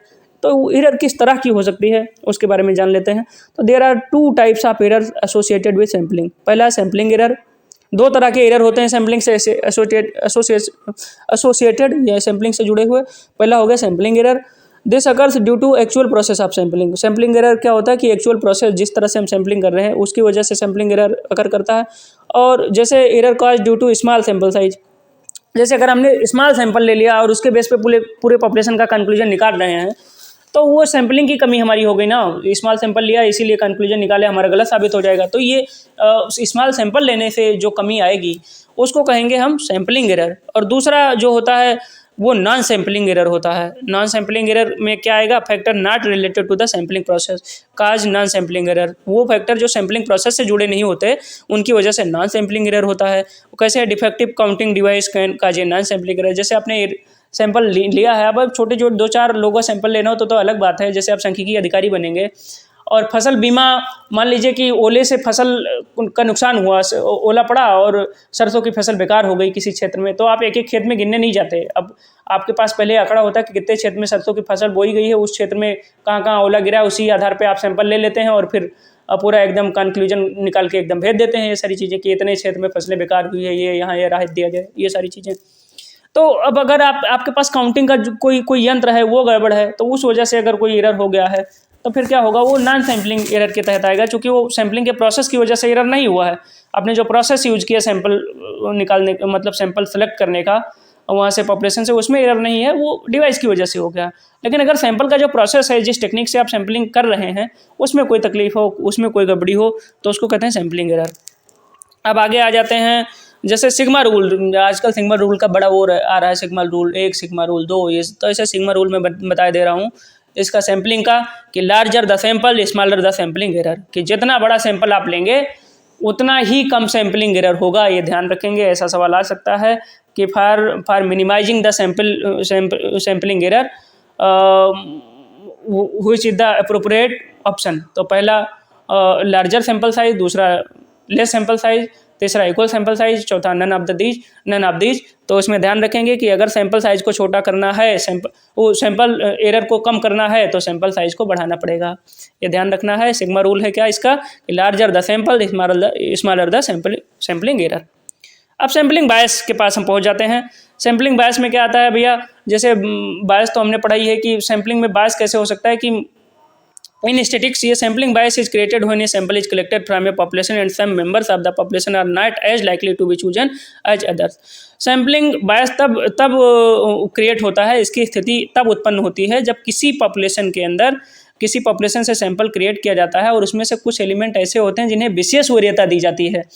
मतलब सारे सैम्पलिंग बायस तब क्रिएट होता है जब किसी पॉपुलेशन से हम सैंपल इकट्ठा कर रहे हैं, तो कुछ एलिमेंट जो हैं उनको तो हम मतलब सारे एलिमेंट को निकालने की पॉपुलेशन से जो प्रोबेबिलिटी है वो इक्वल ना रहे, मतलब रैंडमाइजेशन वाले प्रोसेस से सैंपल ना निकाला जाए, किसी को विशेष वरीयता दी जाए और किसी को कम वरीयता दी जाए। तो अगर इस तरह से सैंपल को एकत्रित किया गया है तो सैंपलिंग बायस क्रिएट हो जाएगा। आप समझ गए ना बात को, कि मान लीजिए 20 व्यक्ति हैं और खड़े किए गए, उनका इंटरव्यू हो रहा है, तो अब किसी के चचा विधायक है, हमारे टाइप का है, उनका पहले ही फ़ोन पकड़ आ गया कि नहीं, तो अब वहाँ अगर इंटरव्यू लिया जा रहा है और अब सैंपल निकालने का मतलब उतने लोगों को जॉब दिया जाना है उस पॉपुलेशन से, तो वहाँ अगर किसी को विशेष वरीयता, किसी के फ़ोन पकड़, किसी के पौआ के आधार पर दे दिया गया, तो वहाँ वो बायसनेस आ जाएगा, उस सैम्पलिंग में बायसनेस आ जाएगा। या किसी अच्छे लोगों की टीम तैयार करनी है एक दिए गए पॉपुलेशन से, अब किसी को टीम में केवल इसलिए रख लिया जाता है। अभी आईपीएल का ऑक्शन हुआ, कुछ एक आध मैं नाम उनका नहीं लूँगा, वो बहुत बड़े नाम थे, तो उनके बेटे को पिछली बार लिया गया था, एक भी मैच वो शायद खेले भी नहीं थे, लेकिन उसको भाई बड़ा नाम था, उस आधार पर उनको ले लिया गया। तो इस तरह से जब सैंपल बनाएंगे या टीमिंग करेंगे तो वहाँ पे क्या होगा कि वो बायसनेस क्रिएट हो जाएगा। तो वो फिर लॉन्ग टर्म में प्रेडिक्शन जब करेंगे उस सैंपल के आधार पर हम पॉपुलेशन का, तो उसमें कमियां आने की पूरी संभावना है। पॉपुलेशन अगर सैंपल बायस है तो जाहिर सी बात है कि उसके आधार पर जो इन्फरेंस निकालेंगे, जो प्रेडिक्शन करेंगे हम, तो उसके एक्यूरेट होने की संभावना कम रहेगी। तो वही इंग्लिश में देख लीजिए, फिर हिंदी में समझा दूंगा कि इन स्टेटिस्टिक्स ये sampling bias is created when a sample is collected from a population and some members of the population are not as likely to be chosen as others, कि उसमें से ऐसे पॉपुलेशन से एकत्रित किया जाता है जिसमें सारे जो मेंबर्स हैं उनके चुने जाने की संभावना एकदम बराबर नहीं होती, किसी को विशेष हो रहता, किसी को कम हो रहता। अगर इस तरह से सैंपल इकट्ठा किया गया है पॉपुलेशन से, तो वहाँ सैम्पलिंग बायस की स्थिति क्रिएट हो जाती है। Remember each member of the population should have an equally likely chance of being chosen, कि अगर हम रैंडम सैंपल इकट्ठा कर रहे हैं तो हर एक मेंबर जो पॉपुलेशन के अंदर है उसके सैंपल में आने की संभावना बराबर होनी चाहिए, तभी वो रैंडम और एक्यूरेट सैंपल माना जाएगा। तो जब एक सैम्पलिंग बायस हैपन होता है, मतलब जब एक सैम्पलिंग बायस होता है तो फिर क्या प्रॉब्लम आती है, तो ये प्रॉब्लम आती है कि there can be incorrect conclusion, चूँकि बायस सैंपल है उसमें मतलब सही प्रोसेस का ध्यान नहीं रखा गया है सैंपल को इकट्ठा करते हुए, पॉपुलेशन से जनसंख्या से नमूना को निकालने में किसी को विशेष वरीयता दी गई है, किसी को कम वरीयता दी गई है, तो जाहिर सी बात है कि उस सैंपल के आधार पे जब हम पॉपुलेशन का कंक्लूजन निकालेंगे तो उसमें खामियां होने की गुंजाइश बहुत ज़्यादा रहेगी। अब ये लेक्चर हमारा दूसरा हो गया भैया ख़त्म। ये क्या था, collection of data. Collection of data में हमें क्या पढ़ना था, प्राइमरी डेटा हमने पढ़ लिया, सेकेंडरी डेटा हमने पढ़ लिया, उसके बाद में पढ़ना था एलिमेंट्री सैम्पलिंग टेक्निक्स, ये हमने पढ़ लिया। उसके बाद में तीन चीज़ें हैं, वो बहुत छोटी हैं, उसको 9th क्लास से पढ़ते हुए आ रहे हैं। दूसरा वाला वीडियो जब हम बनाएंगे इसी का वीडियो नंबर 2 मतलब दूसरे वीडियो का दूसरे लेक्चर का सेकंड पार्ट हम बनाएंगे, उसमें हम डालेंगे classification, tabulation and frequency distribution. 28 से 30 मिनट का वीडियो बनेगा। जैसे आपका जो चैप्टर 2 है, यूनिट 2 है आपके मतलब एसओ का जो सिलेबस है, उसमें पहला क्या था, स्टेटिस्टिक्स, उसका बेसिक्स वाला, दूसरा वाला था collection of data. Collection of data में जितने टॉपिक थे उसमें लास्ट के जो 3 पॉइंट है, classification, tabulation and frequency distribution of A given data, ये हम लेक्चर नंबर 2 का सेकंड पार्ट बनाएंगे, तो उसमें समाहित कर देंगे 28-30 मिनट में। वो पूरा का पूरा आपका कलेक्शन ऑफ डेटा क्लियर हो जाएगा। अभी वैसे ही बहुत लंबा हो गया है, तो इसमें पूरा वो शामिल करना जरूरी नहीं है, तो वहाँ से हम रिकैप करके कंटिन्यू करेंगे। तो इस लेक्चर में क्या क्या हमने सीखा, कलेक्शन ऑफ डेटा, उसमें प्राइमरी डेटा क्या है ये सीखा, उसके कैरेक्टरिस्टिक सीखे, फिर टूल सीखा, सेकेंडरी डेटा के बारे में भी वही प्राइमरी की तरह सीखा चीज़ें, फिर एलिमेंट्री आइडिया ऑफ सैम्पलिंग, बहुत इंपॉर्टेंट है, 2-3 नंबर के सवाल इससे पक्का आएंगे। तो elementary idea of sampling techniques हमने पूरा सीख लिया। फिर क्लासिफिकेशन, टेबुलेशन, फ्रीक्वेंसी डिस्ट्रीब्यूशन ये नेक्स्ट लेक्चर में हम सीखेंगे, मतलब लेक्चर नंबर 2 जो है इसका सेकेंड पार्ट हम बनाएंगे, उसमें हम सीख लेंगे क्लासिफिकेशन, टेबुलेशन, फ्रीक्वेंसी डिस्ट्रीब्यूशन। और इस तरह से हमारा lecture number 2 unit number 2 complete हो जाएगा एसओ के सिलेबस का, टेक्निक्स ऑफ स्टैटिस्टिकल एनालिसिस का। उसके बाद में हम चैप्टर 3 जो है प्रेजेंटेशन ऑफ डेटा पढ़ेंगे, वो बहुत छोटा सा है, वो 30 या 40 मिनट के लेक्चर में पूरा कंप्लीट हो जाएगा। उसमें हम हिस्टोग्राम बनाना, आपको पिक्टोग्राफ बनाना, टेबल बनाने, ये सारी चीज़ें सिखाएंगे, केवल 40 मिनट के लेक्चर में तीसरा लेक्चर कंप्लीट खत्म हो जाएगा। तो इसका जो सेकंड पार्ट है 2-3 दिन में आपको मिल जाएगा, तब तक एक बड़ा वीडियो हो गया है, लेकिन देखिए, और भले वीडियो बड़ा हो गया है लेकिन बहुत ही आपके काम आएगा, और फ्री ऑफ कॉस्ट ये कंप्लीट है। तो ना सिर्फ ऐसा, उसके अलावा भी जहाँ सांख्यिकी पूछी जाएगी वहाँ आपके काम आएगा। आपने यहाँ तक अगर वीडियो देखा हो, कोई भी एक सज्जन यहाँ तक पहुँच आए हो, तो बहुत धन्यवाद, और आपके एसओ बनाने की जर्नी में ये हेल्पफुल साबित होगा, इसकी पूरी गारंटी मैं लेता हूँ, और बहुत बहुत शुभकामनाएं।